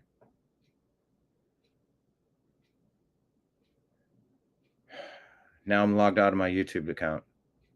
And it's trying to do two-factor authentication, but it's not sending me the text.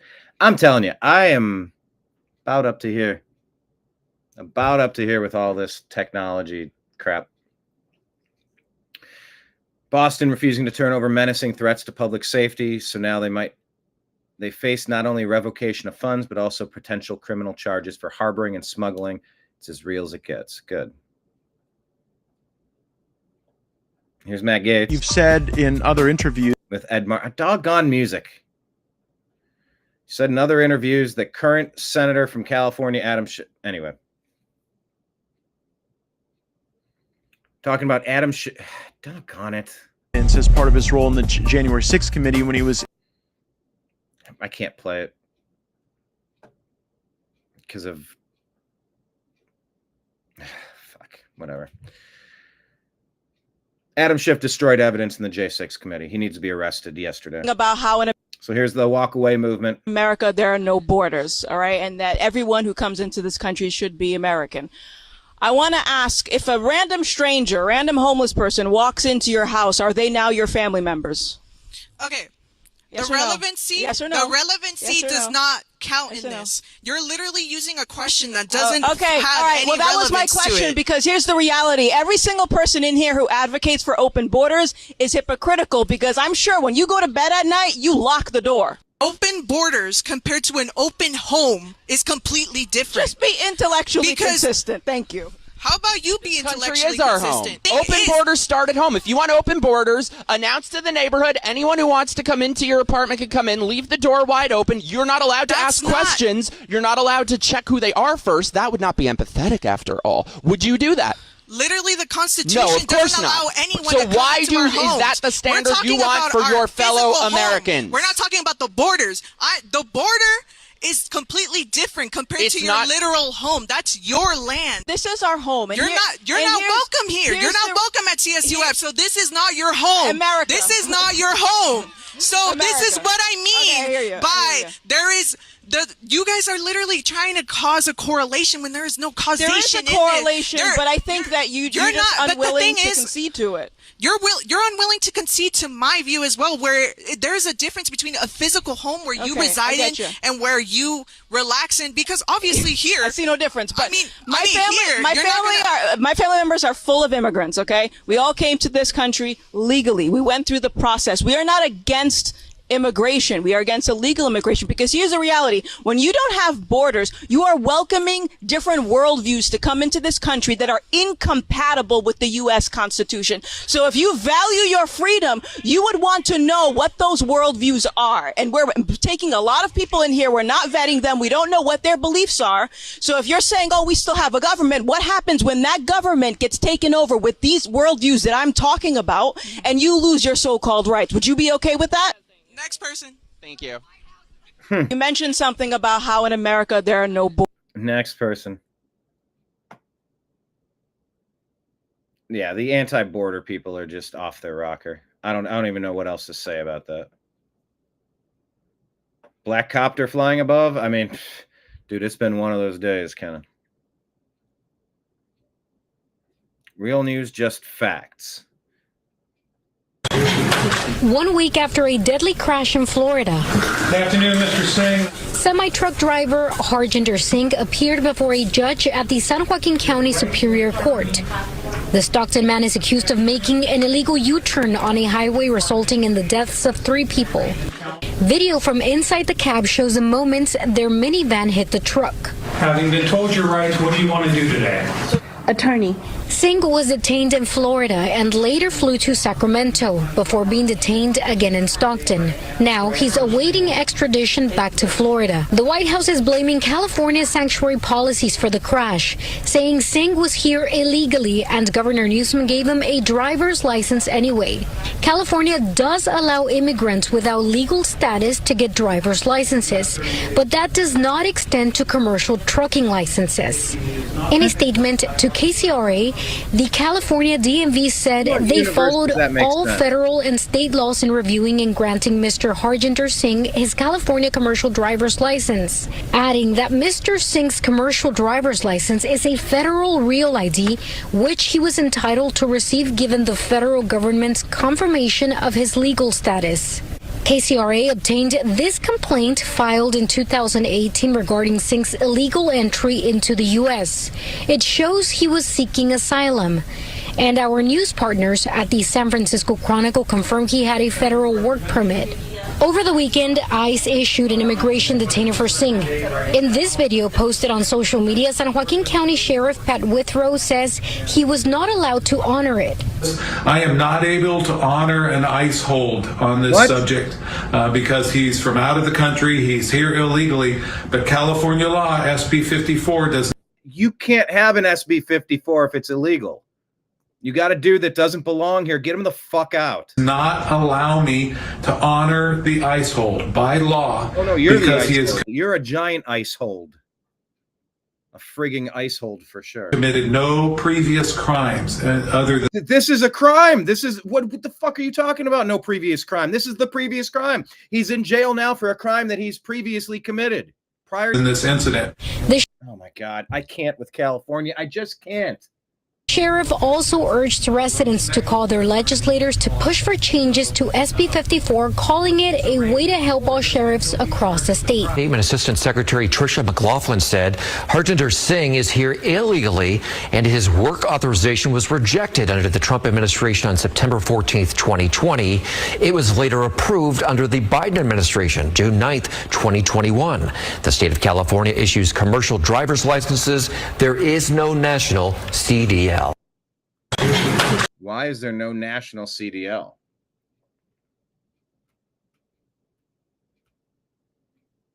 Shouldn't that be a bare minimum requirement? I think it should be. Oh my God, watch this. And you've seen all this flooding, right? Watch this video. Angela Carter here, live from the Cedar Grove flood disaster. Just kidding, I'm not real. This is Dana Brooks reporting live from Ocean View Beach. Just kidding, I'm not real.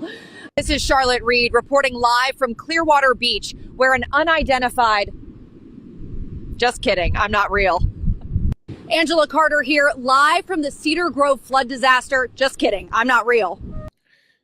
Maybe that'll be one of the new catchphrases of the year. Just kidding. I'm not real. And it is only going to get worse from here. It's going to be hard to argue that things are getting better. These AI videos are... They're coming. They're here. All over the place. We said the fake news has never been real, by the way. Also, research Project Bluebeam, would you? Because they might try to do this. Kristen Sokolov reporting a Georgia man was arrested after threatening to assassinate President Trump on TikTok. 29-year-old Jauan Rayshun Porter was taken into custody after live streaming a chilling death threat. Federal prosecutors say Porter openly declared he wanted to S Trump between the eyes during a TikTok broadcast. Oh, when keeping it real goes wrong, buddy. Here's a 3-minute clip about pattern recognition not being racism. I don't know what race this guy is. This is a wild take, but what say you? Do you agree or disagree with this guy? Pattern recognition and observation of people's behavior that hail from different races and cultures isn't racist. It isn't prejudice either.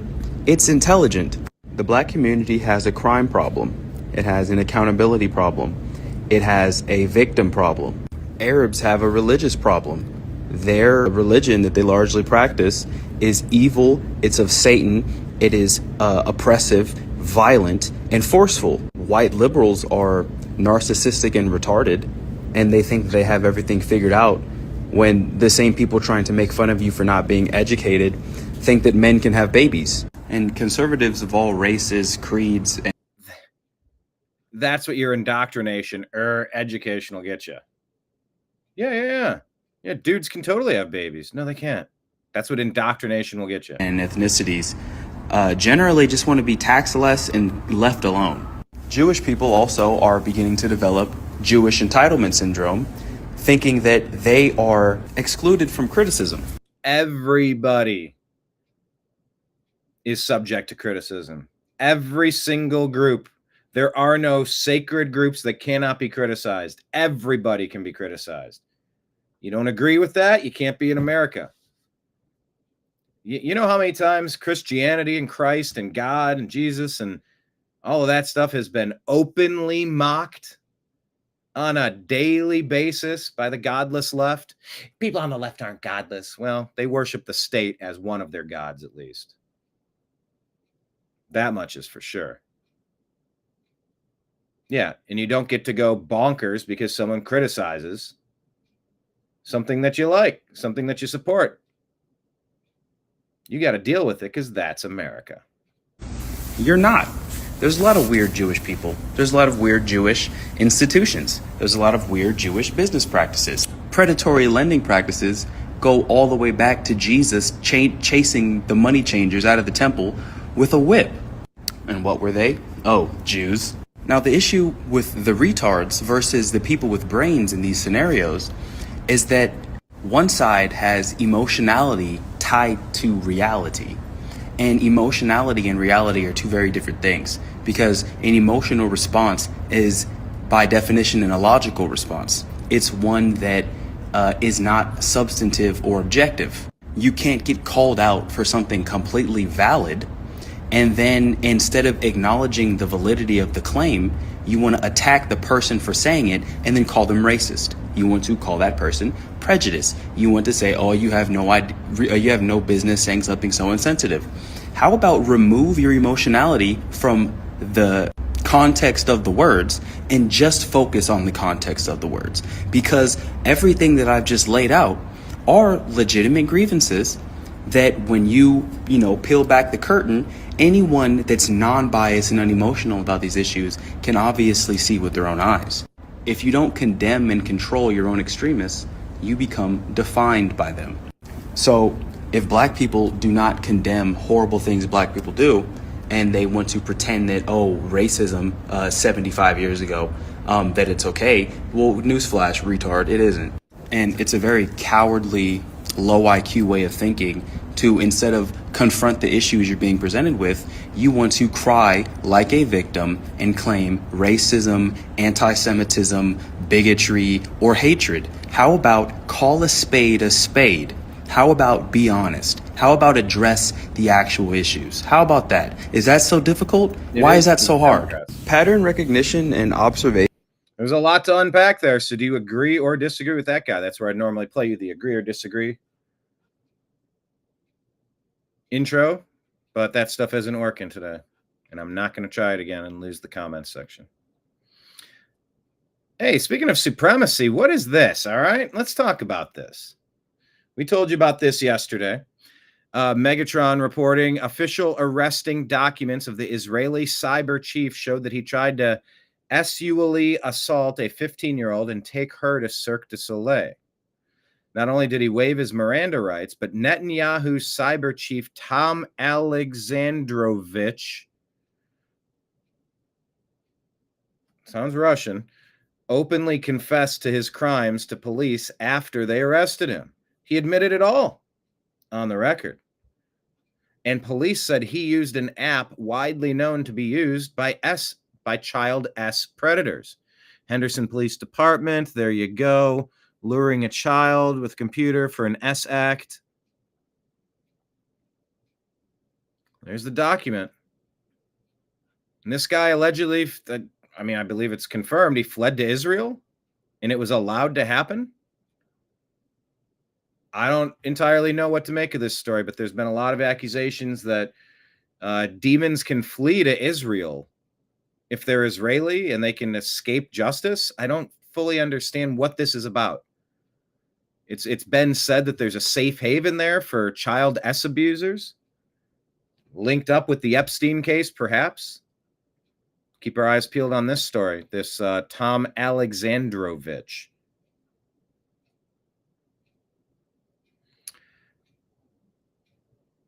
You know, this is interesting. I cover a lot of current events and a lot of politics, and you know, it's kind of my lane here. It's what I do. It's what we do together. But you know, I cover current events. So this is Shannon Sharp talking. Was it Scarface? They're talking about the changing music industry and how bad things have become for music artists. Your streams is $4,000.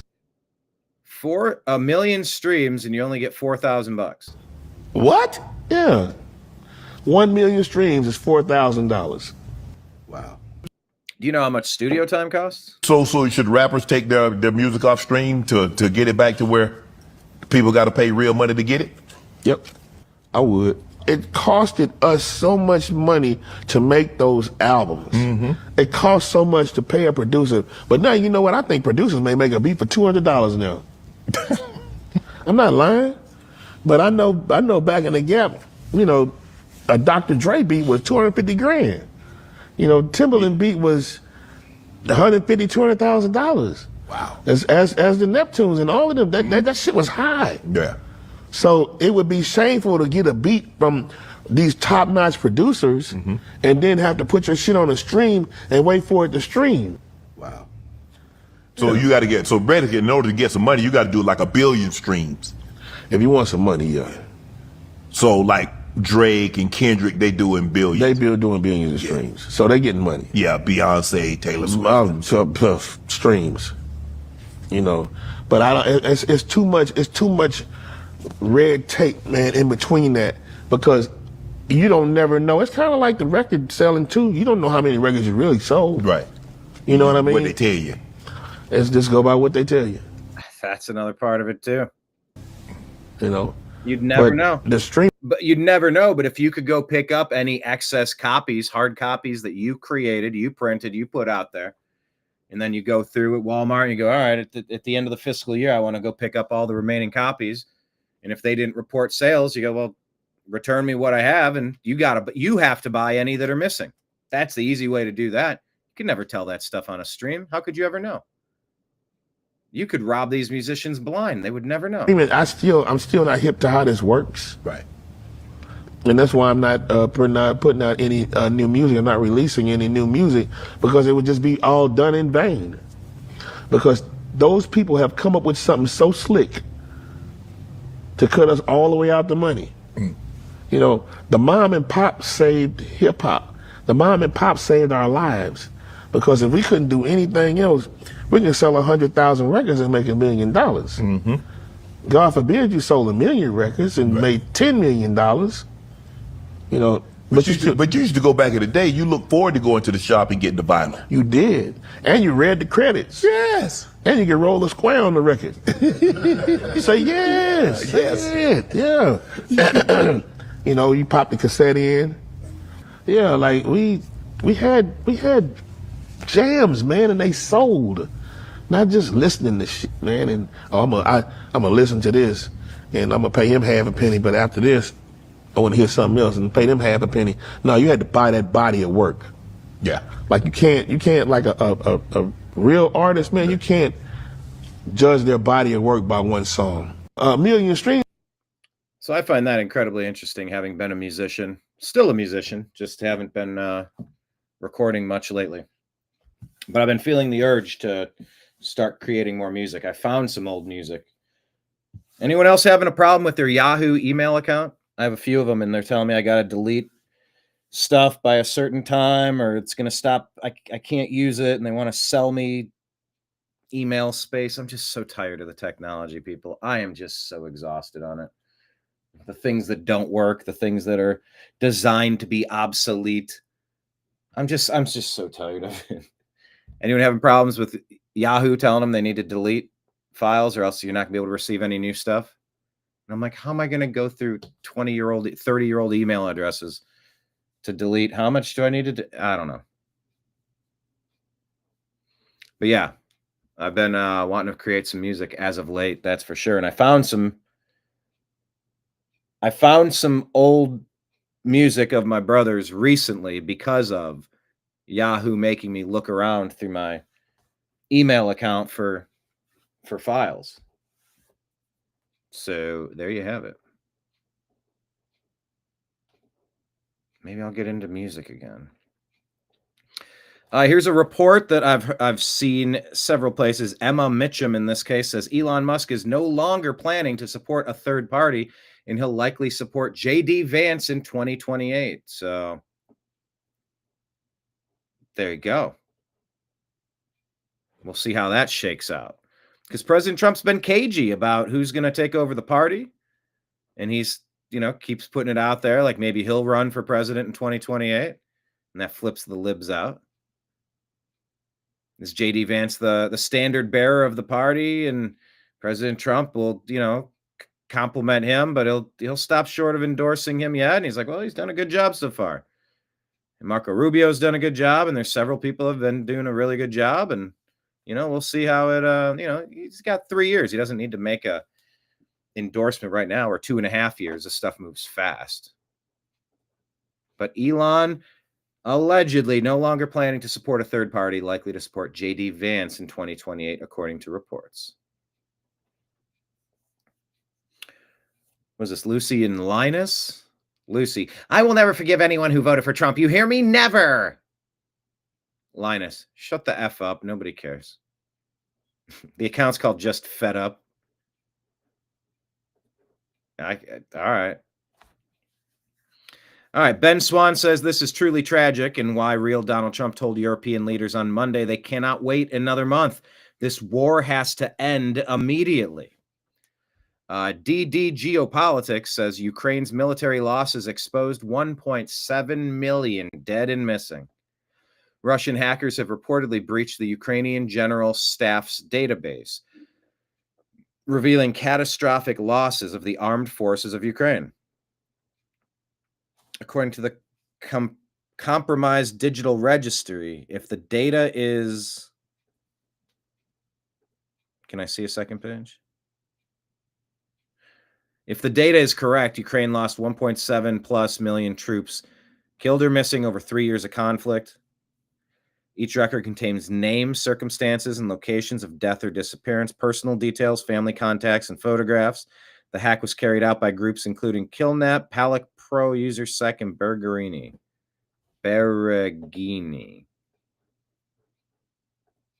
It's awful. Here's a video. This alleges from Joey Manorino saying a migrant, in air quotes, in Milan, Italy, decided to set the Malpensa airport on fire in the middle of the day.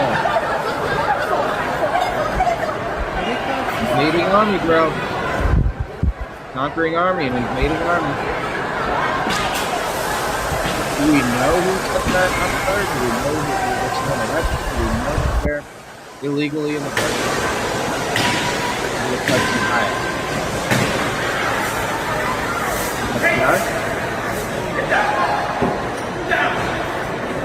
Was that the guy? Cara, é um atentado. Boom! Wow! Taken down. All the citizens jumping in to take care of that monster.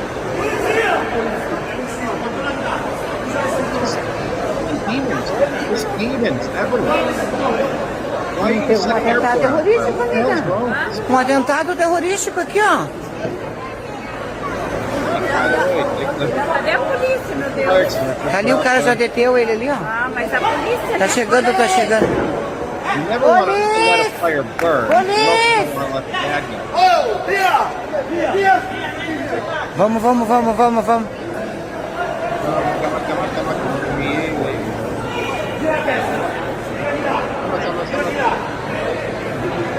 Vem pra trás, amiga, vem pra trás.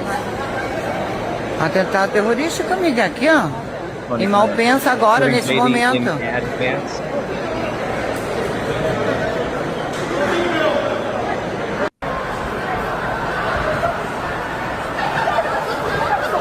demons, dude. Invaders, demons, dude. Tulsi Gabbard has revoked security clearance because of the grand conspiracy of sedition, treason, and the multiple coup attempts in the 10-year RICO conspiracy case to deprive President Trump of his civil liberties and to deprive us, the American citizens, of our duly elected government. Here's Tulsi Gabbard talking with someone on Fox. Go to odni.gov. People who say, well, Tulsi, this is just your view or your interpretation. No. It's all in hundreds of pages of documents that I've declassified and released that show point by point exactly what happened through this timeline that showed this very dangerous thing that occurred in the creation of Russiagate, the creation of this manufactured intelligence assessment that essentially had the intent of undermining the voices and votes of the American people who elected Donald Trump. They were not happy with the outcome of that election. And so they created this politicized, weaponized piece of fake intelligence that, as you mentioned, then went on to serve as a foundation for everything that came after, the multiple investigations, the years-long Mueller investigation, 2 congressional impeachments, investigations in the raid at Mar-a-Lago. The list goes on and on. Ultimately, the real crime here was against the American people because this action singularly undermined the integrity of our democratic republic. What to speak of the fact that some of those folks and those 37 individuals that we revoked, directed the revocation of security clearances from today by under the direction of President Trump, they aided and abetted in this action, this seditious conspiracy that undermined our democracy, undermined our republic, and broke that sacred trust that every one of these professionals is supposed to have from the American people. If you go... Yeah, they weaponized our federal government. Like, you should have known better, and there's a penalty for treason. Go to odni.gov. People who say, well, Tulsi, this is just your view or your interpretation. No, it's all in hundreds of pages of... There, thank you, Tulsi. Tulsi's been a good one in the department. Hey, speaking about demons, ICE has issued a detainer against... What's this guy's name? Yeah, may the Lord protect us. What's this guy's name here? Mohammed. Charged with R-ing a woman to D outside of her South Nashville church. According to this account. Is this for WSMV? Well, let's listen. Just before this, police say the church's cameras show a woman walking unsteadily towards the steps. A man who they say is 39-year-old Mohammed sits down beside her and tries to touch her as she pushes him away. Then they say she starts to go in and out of consciousness. That's when Mohammed picks her up, then repeatedly assaults her. The fire department stepped in and she was taken to the hospital where she died. The claim here is that this is an illegal alien from Somalia. Why are we importing Somalia into the United States? Why? Why?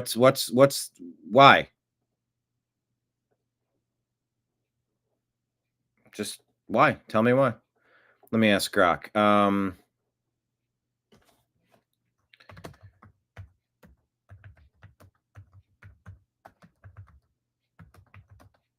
Nashville, an illegal alien. I didn't spell that right. All caps were on. Can't confirm.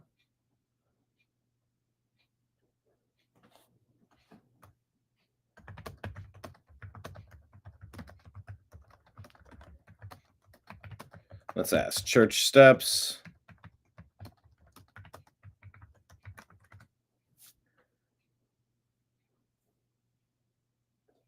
Grok is having a hard time telling me this answer. Don't have specifics of the case. Yes, you do.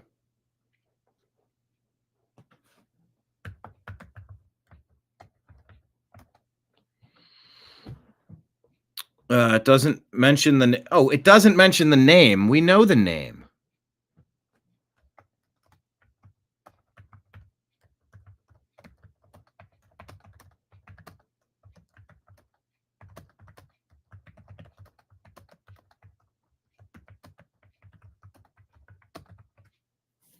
X is being very cagey about this. X does not want to tell me. The Grok tool. No definitive record. What? An X post from Brianna Morello states that DHS confirmed Mohammed Mohammed is a naturalized U.S. citizen.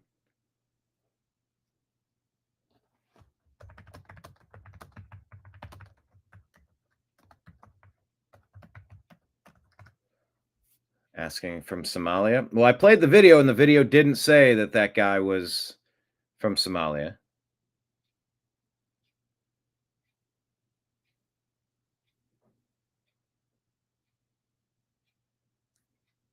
The post doesn't confirm details about the suspect's country of origin.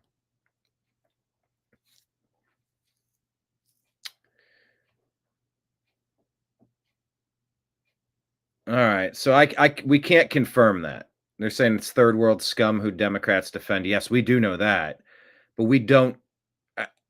Well, according to Grok, I haven't been able to find out if this person in the South Nashville church is an illegal alien from Somalia. So, actually, I'm gonna type that in the comments. Grok can't confirm if MM is an illegal alien from Somalia. All right, so we don't know about that one yet, but that is an awful story. Officer Tatum thinks this lady has a nice point. I thought she had a lot of incredible things to say. And this is directly connected to that conversation on race, racism, and Smithsonian and all that stuff that Abby Phillip was hosting the roundtable about on CNN. I think she'd make a valid point. I want to get to the root of the issue. Why are we killing each other? Doggone it, we got music in this. Why are we killing each other? We've lost our morals. We've lost our resilience as black people, she says. Sit there and talk about what the white man did. We talk about slavery and everything like that. But I want her to say it, but there's fucking music behind it. You know what? At the end of the day, that is my black grandmother. That is. Could I get any more frustrated today? People. She says, that's my black grandmother, sister. You're my black sister. And you know, a black man is more likely to rob you or commit some type of crime against you. We need to get down to the issue of it. This narrative, well, it's not our fault, our issues in our community. It's the white man needs to give us something. Focus on all these other stupid things that don't matter. Look at her face. Yeah, it doesn't matter. But I can't blame other people. Yeah, when you point one finger at other people, you have three pointing back at yourself. She says you need to get down to the root of the fact that we're killing each other at a higher rate than any other race. Officer Tatum jumps in. I thought she had a lot of incredible things to say, and I think she'd make a valid point. Why don't we take accountability and say, no, it's our responsibility for our communities to be better. It's our responsibility to reinvest in our communities. It's our responsibility that we're teaching our young people to hate each other. We don't have to kill each other at the rate in which other people are, because white people kill each other at about 80%, and we kill each other like 98%. And we kill more white people twice as much as white people kill black people in this. Oh, it's way more than twice as much, I believe. Modern era. Why is that? Let's take accountability. Let's. The number is much higher, but I think it's way more than twice as much. I think it's like, I don't know, statistics. How can you even believe statistics? But let's take some type of inventory. All right. That was Officer Tatum. I want to do a reaction video to this song. The propaganda is on every channel. Hangover Gang, Tom MacDonald. Gavin Newsom, the devil is a Democrat.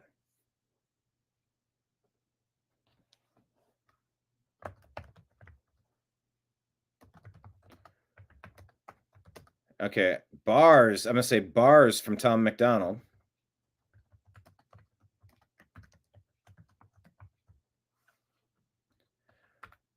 Also, let's put the traitors in the Democrat Party behind bars. That's a decent comment. Think we stupid like the truth is just too hard to handle. Put on your camo, it's a culture war and load the ammo. It's a culture war and load the ammo. All right, I don't want to listen to the song. I want to just react to it. I'll do a reaction video to it. So check it out. Tom McDonald, don't forget about him. Breitbart reporting that the House Oversight Committee will make Epstein files public after issuing a subpoena to the Department of Justice. Keep your eyes peeled. So here's this sad Democrat, NPC in the middle. They support woke culture. And then they vote for woke politicians. Then they go, ugh, why did crime go up? So then they flee that shithole and they move to a new city. And then where they support woke culture, then they vote for woke politicians who destroy the city and make crime go up, so they move to a new city. The Democrats are in the middle of a vicious cycle. Hey, here's one for Kenneth. You remember this scene. Don't make me tap the sign. Don't make me tap the sign. Capitalism is not responsible for your poor life choices. Yeah, that's what I was saying. It was like 86%. It was like, I don't know the statistics, but it's through the roof. There's a little bit of white on black crime, and there's a ton of black on white crime. It wasn't twice as much. It was like 10 times or 20 times or 30 times as much. But once again, I don't have any stats or figures in front of me now, but I've scrolled through these over the years. I know. The Epstein files. It's the saga that just will not end. Stay tuned. I don't know. What files? There are no files.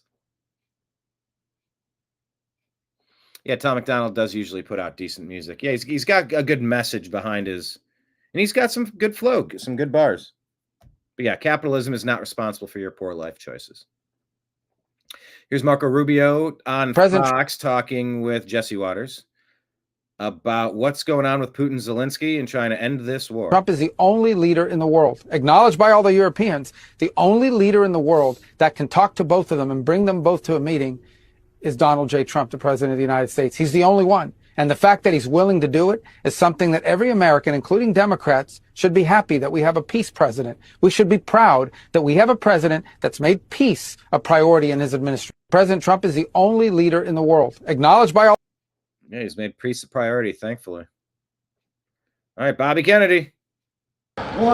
Making healthiness a priority. 2, 3, 1. 1, 2, 3, 2. 1, 2, 3. Hi, I'm Robert F. Kennedy Jr., your HHS Secretary. I'm here with Secretary Hegseth from the Department of Defense. And we I'm Bobby Kennedy, and we're going to do the Pete and Bobby challenge. It'll be 50 pull-ups, 100 push-ups, and we want to try to do this in under 5 minutes.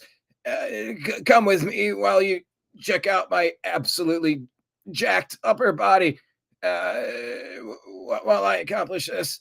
This is the start of a nationwide push to get Americans fit again, and we're going to call on our friend Secretary Duffy to take the challenge.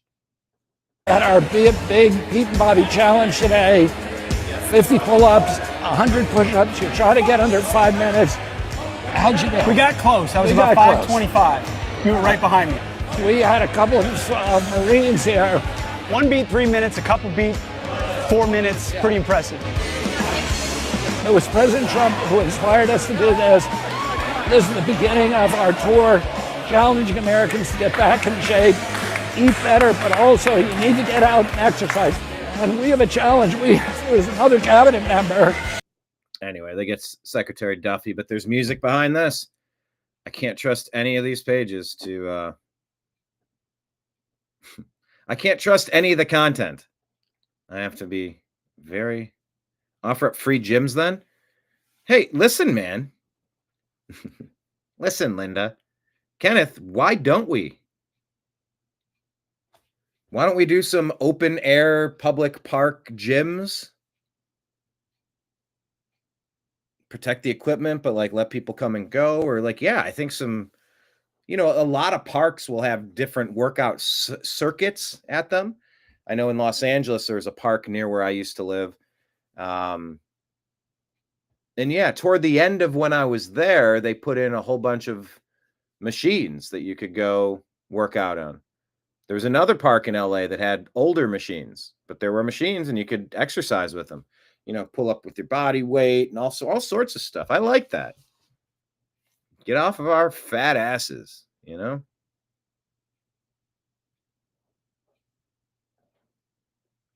So I appreciate that. Here's an interesting story.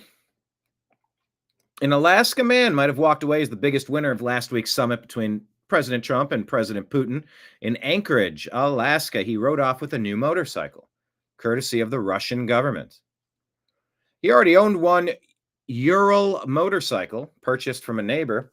He was out running errands on it a week before the summit when a Russian television crew saw him and asked for an interview. He told the crew about his difficulty obtaining parts for the bike because of supply and demand issues. Then, 2 days before the Trump-Putin summit to discuss the war in Ukraine, he received a call from the Russian journalist who told him, "They've decided to give you a bike. Read more at the link in the bio." So they gave him a bike. That's a cool bike with a cool sidecar. That's a neat setup. Oh, here, I guess let me show you the rest of it. It's a cool bike and a cool sidecar. That's neat. Just a little FYI. Mr. President, Mr. President. Mr. President, on DC crime, do you have a message for the Democrat lawmakers like Nancy Pelosi? On DC crime, do you have a message for the Democrat lawmakers like Nancy Pelosi? Or media who are saying, after living here for many years, that there is no crime and you're trying to start a new news cycle? You're trying to start a new news cycle and there's no crime in DC. I've been to DC. I was there on January 6th. I was there on inauguration this year. DC needs cleaned up. And my God, on January 6th, everything was boarded up and graffitied from the BLM riots, the Summer of Love Democrat riots. Oh, it was a mess.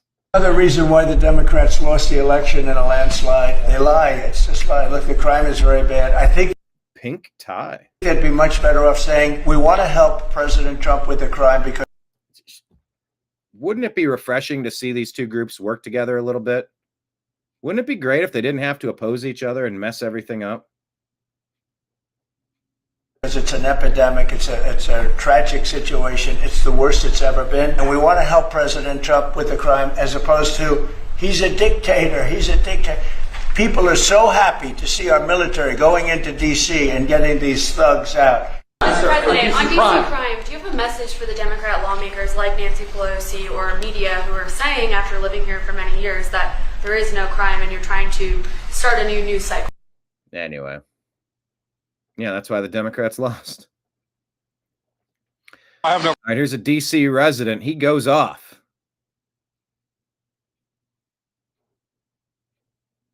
He's asked about Trump bringing in the National Guard to help clean things up in D.C., so here you go. Problem with it. Yeah. Look at my hat.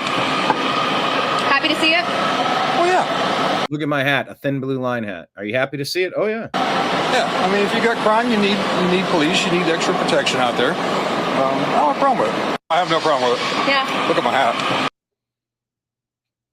There you go. He doesn't have a problem with it. Do you? Is that the last story I had? I guess that was the last story I had there. There's no crime, only conflicts. Yeah, I know. Both Hegseth and Bobby Kennedy are in great shape. And you know what?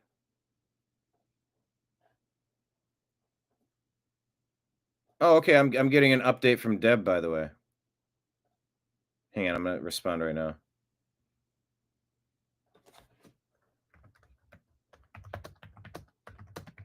All right, we're going to pray for Deb and her family right now.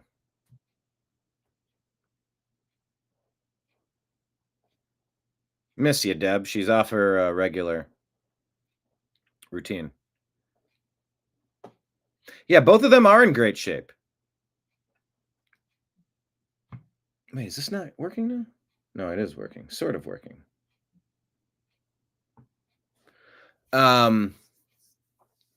Yeah, President Trump picks attractive people for jobs. Kristi Noem, Carolyn Levitt. Thinking. Anyone else? Bobby Kennedy. Dude's jacked. Hegseth. Yeah, they're fit. A lot of fit people. Trump appreciates that. And Trump's looking better. You know, I'm sure we've all had thin moments and not so thin moments. I mean, unless you're one of those biologically blessed people that doesn't have to have a game plan to stay in the type of condition and shape that you want to be in. But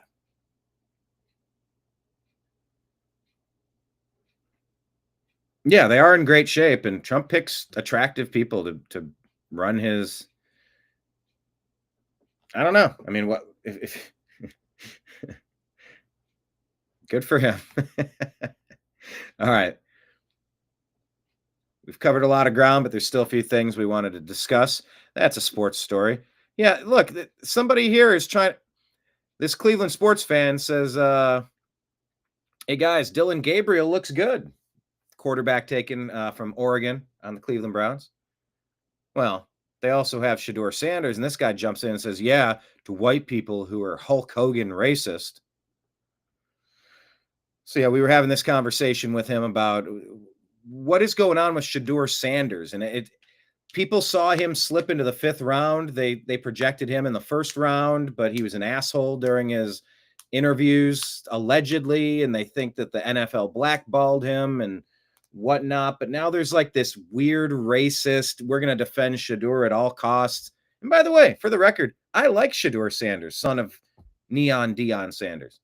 From what I've seen, yes, when he speaks, he sounds a little retarded, a little slow. Maybe it's just his manner of speaking, and I don't want to be too rude about that. Does he sound sharp? I don't know. He's a little goofy. He's kind of nothing wrong with that. I'm a little goofy. The world is such a rough place. If you can't be goofy from time to time, what are you even doing? But I like Shedeur Sanders, and I don't give a shit what he looks like. I don't care what his skin color is at all, because nobody should ever give a flying fuck about your skin color. You care about how you act, how you perform, how good of a person or how shit of a person you are. I covered that judge rapist stealing rapes from women in jail. Oh, I think they said and men. Deviants are going to be deviants, but I don't identify with the criminal because, or the dead guy, the dead criminal because he's white. I don't identify with the shooter because he's white. I don't care. That's one less demon.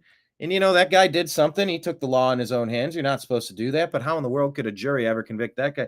I don't get this constant, we must rush and defend people that look like us. No, you don't. No, you don't.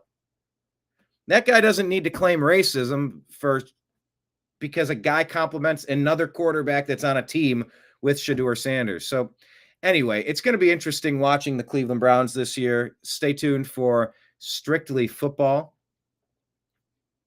There it is up on the top of the screen. Can I put it here? Strictly Football with Brian Engelman, Mike Barra, and probably Jim Mitchell coming up real soon as the NFL season kicks off. And yeah, anyway, follow that storyline. Shedeur Sanders looked pretty good in his one game in the preseason. Joe Flacco will be the starter. Flacco knows how to play. He's a veteran. He's a Super Bowl winner. He can air the ball up. Great spiral. Let him play. Let's win some games. I don't like this. Oh, we got a tank and we got I don't know. I would be fine playing Shedeur, and I'm totally fine playing Joe Flacco. And Dylan Gabriel had a fumble and had an interception, but he also looked kind of good. He showed some promise. It's his first game. Like, cut him some slack. I don't know. Sports fandom can be weird, but I'll cover more of that on my sports content. There you go, Mark Elias, melting down. We shared that with you. This idiot Alex Cole says soldiers vote by mail. Trump just called them corrupt. Cap. That's a lie. That's cap. It's the dumbest argument ever.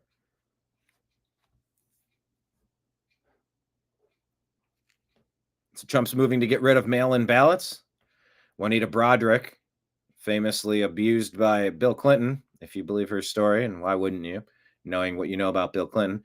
If all mail-in ballots, drop boxes, and voting machines were declared illegal, Democrats would never win another election. Agree or disagree with that?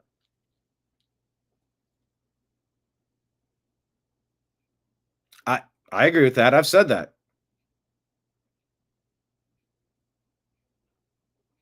I have absolutely said that. This is Robbie Starr. Okay, so Ruben Gallego, Senator Ruben Gallego, says around 80% of Arizonans vote by mail. It's how deployed soldiers vote overseas. It's how disabled seniors make their voices heard. It's how busy parents find the time to cast their ballot. It's safe, secure, and it works. We won't let Trump take it away. Here's Exhibit A of why you don't let election rigging occur. 3 out of 6 Hamtramck city councilmen in Michigan under investigation for election rigging. Ruben Gallego. Ruben Gallego. We said, are you aware that America looks at Arizona like a completely fraudulent and conquered state? Most people do not believe you nor your other Democrat cronies actually won. Take your ID in person on voting day to cast a vote. Otherwise, we don't recognize the vote as accurate. He's saying our soldiers deployed vote by mail. Robbie Starbuck says that's absentee voting, and you absolutely know the difference. They think Ruben Gallego, a lot of people think Ruben Gallego was installed. Kerry Lake was robbed. Katie Hobbs is a traitor with narco ties. Arizona is a completely upside down conquered state that needs an enema in the worst possible way. Robbie Starbuck says President Trump never called for ending absentee voting for troops overseas. You're a liar, Ruben. He wants to end mass mail voting. Why? Here's your fellow Democrat politician caught stuffing ballots in Michigan. Busted. Cat Turd, there's only one reason for mail-in ballots, so Democrats can cheat and cheat big, he asserts. DC Drano says that's absentee voting and much different than mass mail-in voting. Agreed. MTG says, I strongly support President Trump in ending mail-in voting. Elections have been stolen for decades with this practice that is ripe for fraud, or is it rife with fraud? I want to ask that question because I actually had that thought in my head the other day. Is the term ripe for fraud or rife with fraud? Or another variation? Rife.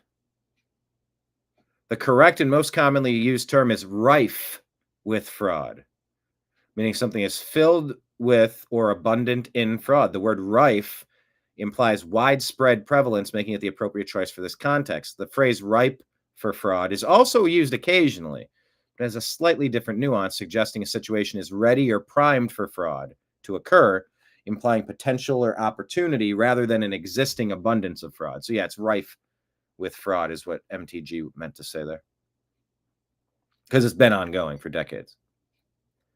Yeah, Ian Jager just dragging this clown Ruben Gallego, sitting Democrat senator who doesn't know the difference between absentee voting and mail-in voting. D&I Gabbard says being entrusted with a security clearance is a privilege, not a right. Those in the intelligence community who betray their oath to the Constitution and put their own interests ahead of the interests of the American people have broken the sacred trust they promised to uphold. In doing so, they undermine our national security, the safety and security of our American people, and the foundational principles of the Democratic Republic. So at POTUS's direction, ODNI Gov directed the revocation of the security clearance of 37 current and former intelligence professionals who have abused the public trust by politicizing and manipulating intelligence, leaking classified intelligence without authorization, and or committing intentional egregious violations of tradecraft standards. Our intelligence community must be committed to upholding the values and principles enshrined in the U.S. Constitution and maintaining a laser-like focus on our mission of ensuring the safety, security, and freedom of the American people. Thank you, Tulsi. Mike Lindell says explosive election report has reached President Trump and more will drop in the coming weeks. I know we've heard this story a million times. I'm just ready for the arrests already. We see it. We know it. Mike Lindell confirms that a major report on electronic voting machines in U.S. elections delivered. Thanks to Tulsi, expecting a public version with limited redactions to be released soon. Hints that that's only the beginning. There's a lot more that's going to come out in the next few weeks, suggesting the upcoming release will provide the justification and urgency for President Trump's executive order to eliminate voting machines and return to paper ballots. When this comes through, of all the things the president has done, this is the most important. Charlie Kirk asks, if I tweeted this in the UK, would I be arrested? If Charlie Kirk tweeted that Muslims do not assimilate, they aggregate, they infiltrate, they conquer. That's their plan. And that's in their own words. That's not nobody ascribing these. And it's looking at Dearborn, Michigan. It's looking at Minneapolis. It's looking at the places where there's massive congregations of Islamists. Radical Islamists that want to fundamentally transform the United States of America, almost like exactly how Barack Hussein Obama said that phrase. We're 5 days away from fundamentally transforming the United States of America. Okay, Barry. Okay. So here's this story. Thomas Massey put this out. Thomas follows me, by the way, which is awesome. I just need to unfollow some people to follow him back. The United States should not let men arrested for felony S offenses with minors leave the country without trial. Yet a high-ranking official in Israel's cyber directorate was allowed to do just that. The video contains the latest details of the arrest. So check that one out. Ed Martin tells Matt Gaetz justice is coming for Russiagate for the stolen election. J6, all of it. We've never seen anything like it. Come on already. Get to it.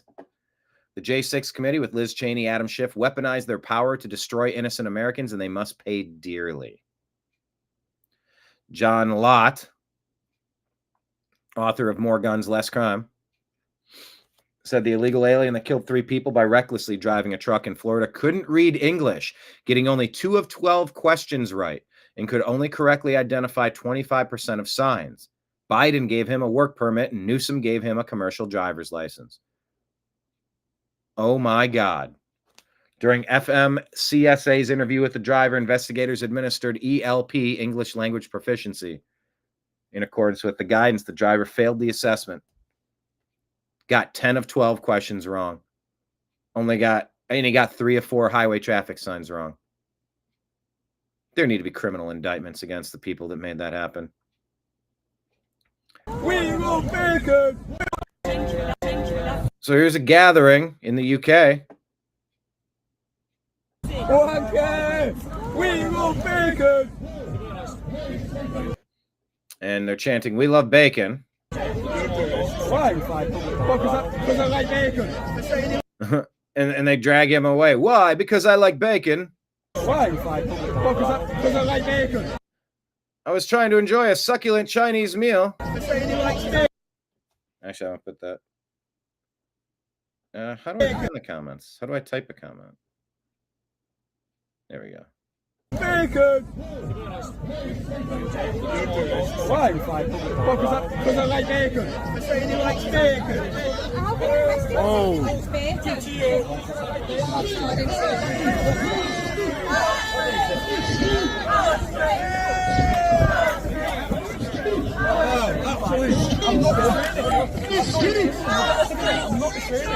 UK's been conquered. I mean, they've set it up where I don't see a way out for this in the UK. I don't want to see a revolution happen. I don't see any way out for the United Kingdom, for Great Britain.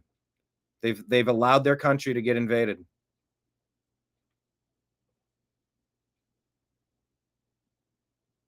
I don't know who this rapper is, but he says he saw the devil in a photo shoot. There's in this Ray J. Amber Rose story about if you want to make it in Hollywood, you got to do the casting couch thing to join the group, and then you can get famous.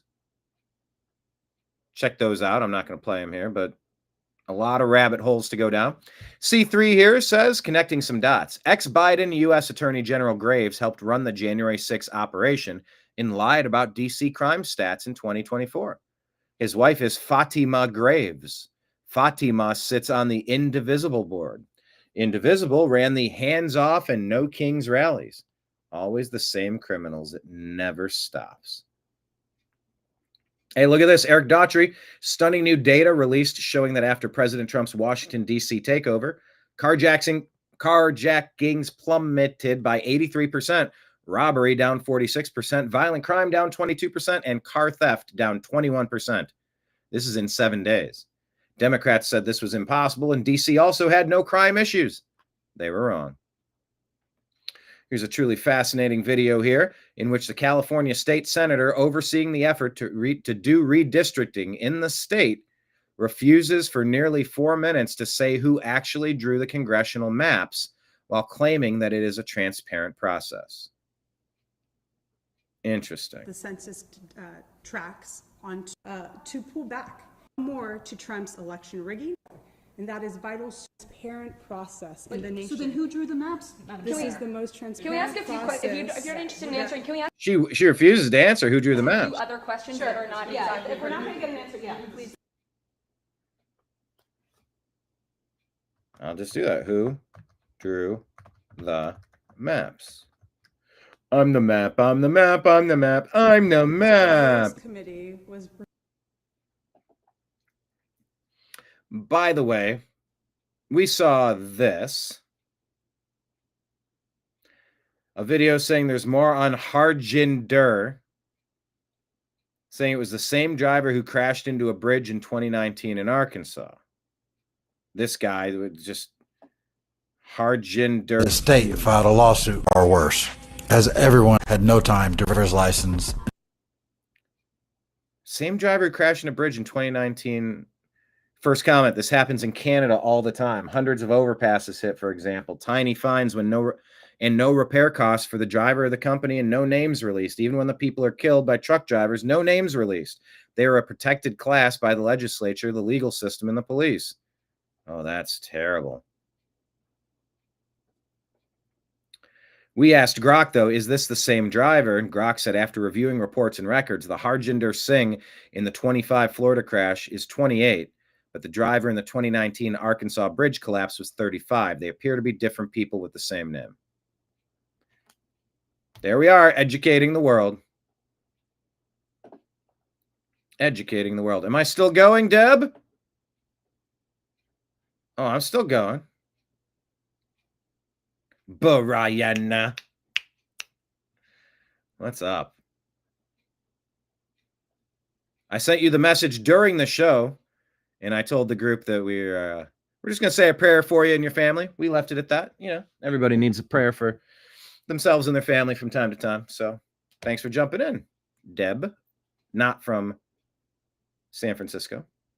But yeah, we appreciate the context of that because they're saying that Harjinder Singh was in 2 crashes, but the data doesn't support it. So don't share that. Tony Saruga says, today, adjunct professor Peter Strzok is teaching ethics classes at Georgetown U. Peter Strzok, the same Peter Strzok that will be indicted for treason. Claiming that he didn't let personal opinions impact any official action he took. It's not who he is, and it's not something he would ever do. And that's exactly what he did, and it's exactly what he did. So that's hilarious. Shame on Georgetown. Marcus Lemonis is releasing a statement to leave retail stores in California. I think he runs Bed Bath & Beyond, the chairman. It's not about politics. It's about reality. California's system makes it nearly impossible for businesses to succeed. And I won't put our company, our employees, and our customers in that position. See attachment. Glenn Beck says, yesterday's meeting with President Trump, Zelensky, and EU leaders reminded me of the time I was summoned to the Oval Office by President G.W. Bush and read the Riot Act. He told me not to worry so much about then presidential candidate Barack Obama because, I'm paraphrasing, whoever comes into this office, they're going to sit behind this desk and they're going to be advised by exactly the same people that have been advising me. And they'll realize that they really have no choice but to do what they're told. Holy shit. That old world order ended yesterday when President Trump picked up the phone to call Vladimir Putin himself.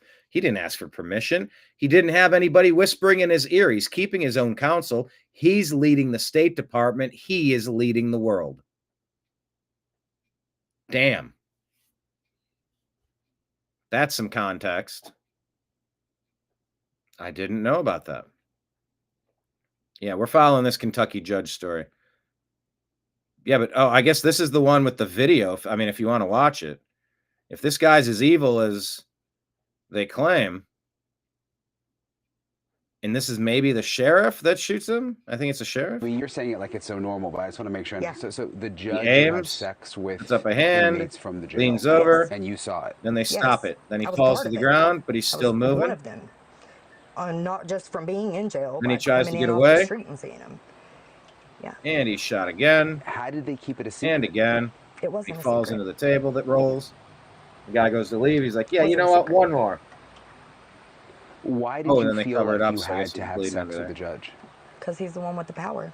He holds my entire life in his hands. He's the one that makes the decisions over whether I get to keep my children or not. He's the one that makes the decisions on whether I go to jail. Did anything ever happen to you in the jail? All I mean, because you talk about having sex with the judge, but that was mostly when you were out, right? Mhm. Trying to avoid. Yeah. Did the judge ever say, you have to do this, or if you do this, You come see me 3 times and we'll take care of this. It's just so gross. Lee Zeldin here says $29 billion in grant cancellations, over 3 times the EPA's annual operating budget. $750 million staff reorgs, $18 million real estate consolidation, $4 million Biden EPA museum closed, $1 million in media subscriptions ended, 0 tolerance for any waste and abuse of American tax dollars at the Trump Environmental Protection Agency. Lee Zeldin. Good job, Lee. Yeah, have you seen this story of this kid? Americans are calling for a boycott of Meijer after body cam footage revealed the $15 billion corporation had a 16-year-old disabled deli worker named James arrested for taking $110 in food over 3 months to get through his shifts. I don't know. They're releasing this and making a big deal out of it. Not sure why this couldn't have been handled internally.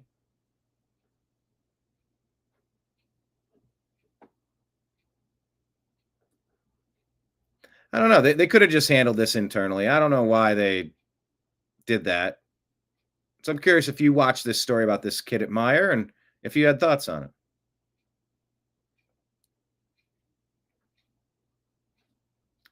Pamela Garfield Jager, LCSW, licensed social worker. I recently attended a 3-credit professional training called The Impact of Donald Trump on America, a cultic studies perspective, which instructed therapists to hate their Trump-supporting patients. Beware.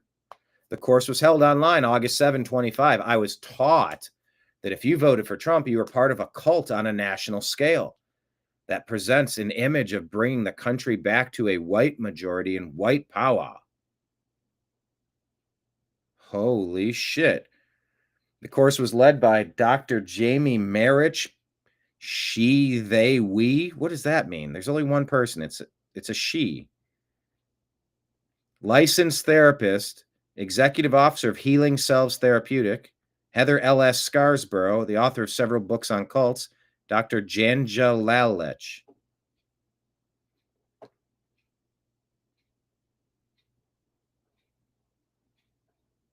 Anyway, that's just shocking and appalling.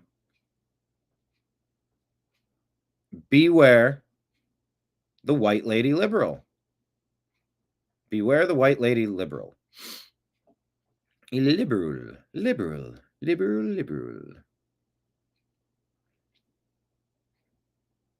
Mike Benz talking about an update on the assassination attempt of Trump. Huge story. We're not talking about it nearly enough. It should be every day. What do we actually know about Crooks? Well, we're told this is a kind of OPSEC child prodigy who was a disturbed kid who managed to have better operational security than most special forces folks. We're told that he had 3 or 4 encrypted chat apps on his phone, which is the reason that the FBI seems unable to break those and disclose what is in those texts. Or they're not. Maybe sidebar.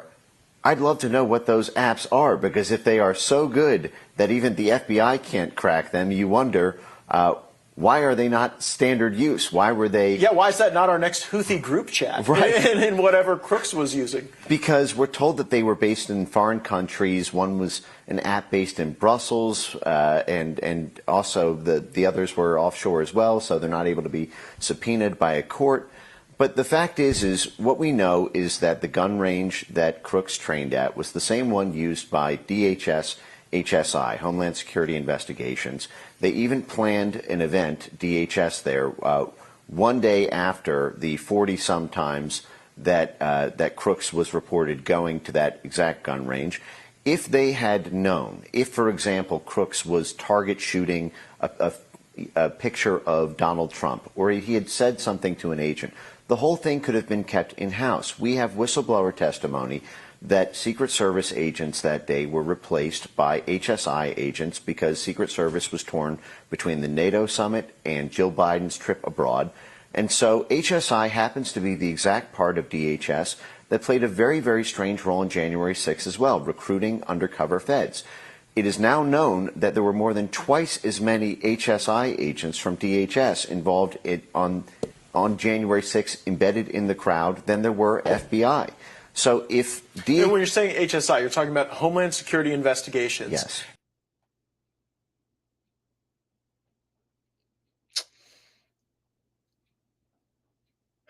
We still don't really have answers, do we? Benny Johnson reporting, Director of the Federal Housing Finance Agency, Bill Pulte, has officially referred Fed Governor Lisa Cook to the Department of Justice over alleged mortgage fraud. Well, there you go. Who knew? President Trump calls on the Federal Reserve Governor Lisa Cook to resign after a staunch ally called for investigation into the board members' mortgages, ramping up pressure on the central bank. How about just get rid of them? They don't own us. They think they do. David saying that these drivers are involved in much of the drug trafficking routes also, so many of them being truck drivers. Who do you think's driving all the drugs from Canada into the U.S.? Kenneth, I never feel comfortable around big rigs. I always tend to look at the drivers to see who's driving.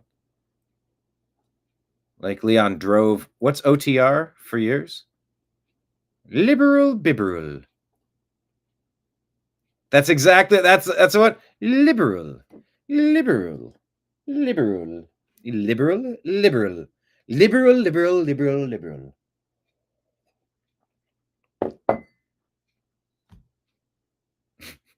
That's the Alex Jones clip. I wonder if I can find that Alex Jones clip. But that's where he's going, liberal, liberal, liberal, liberal.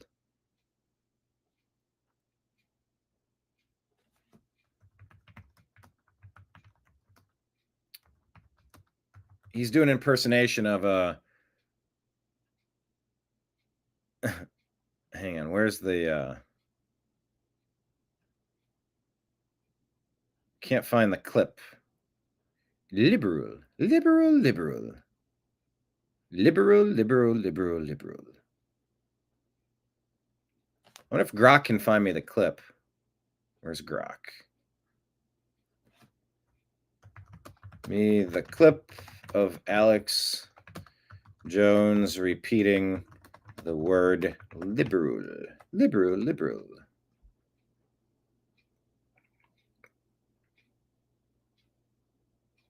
Deb saying big rigs make me nervous after watching Final Destination.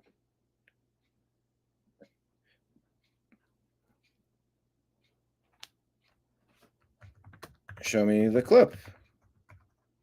Link me to the video on X. Is Grok not going to do it?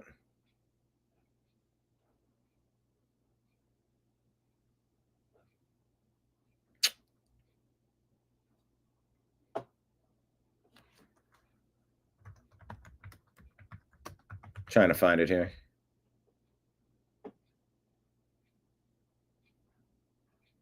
Nope, it's not showing up. Guess I gotta find it another way. Let's go on YouTube. Gotta search on Google instead. You failed, Grok. Never let someone off your platform. Liberal. What's going on?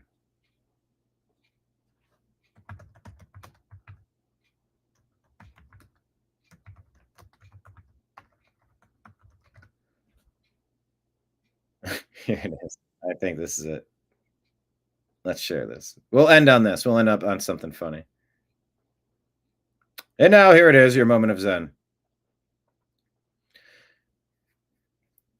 Here's Alex Jones doing an impersonation of swiping left on most of the people he encounters on Match.com. Liberal. Happy fun, la la la. Human smuggling, fentanyl deaths, forced government euthanasia, chopping up children's genitals, la la la la la, la la la la la, la la la la la la.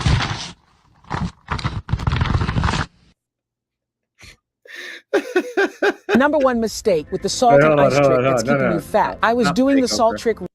Hold on. No, I want to go back. Liberal.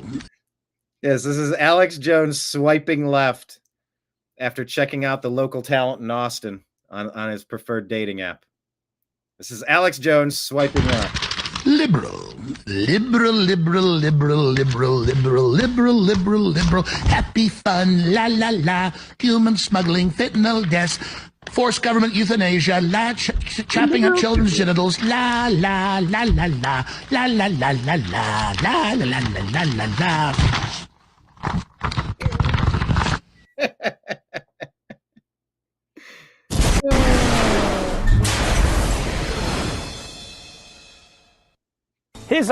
All right.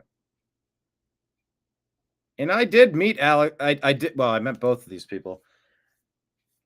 Interviewed Alex Jones with the walk and talk, and then Pierce Morgan appreciated what I said, and he reached out and shook my hand because I said I completely disagree with him on his perspective on the Second Amendment, and I appreciate that he's having but I appreciate he's having the conversation every night so we can hash it out.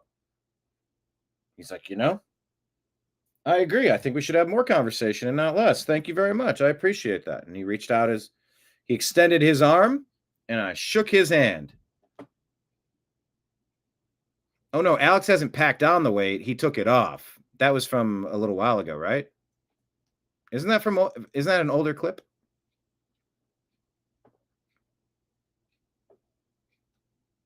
Yeah, anyway. All right. That is what I wanted to share with you for today. Yeah, I would like to have Pierce on this program. I'd like to go on Pierce's program. You're telling me I can be one of those 4 floating heads on whatever show he's doing now? Of course I could. I could give you a take. Have a take, don't suck. That's the game plan. All right, everybody. Thank you all for watching the TDAM Daily Show today. Quick reminder for anyone that wants to be a superhero in my book. I need 498 verified viewed hours on our YouTube channel so that we can click the button and apply for monetization again. We would love for our 2,000 videos, 1,900 videos, to be monetized again. They took that away several years ago. I want it back. I want to earn a living covering the news, damn it. So,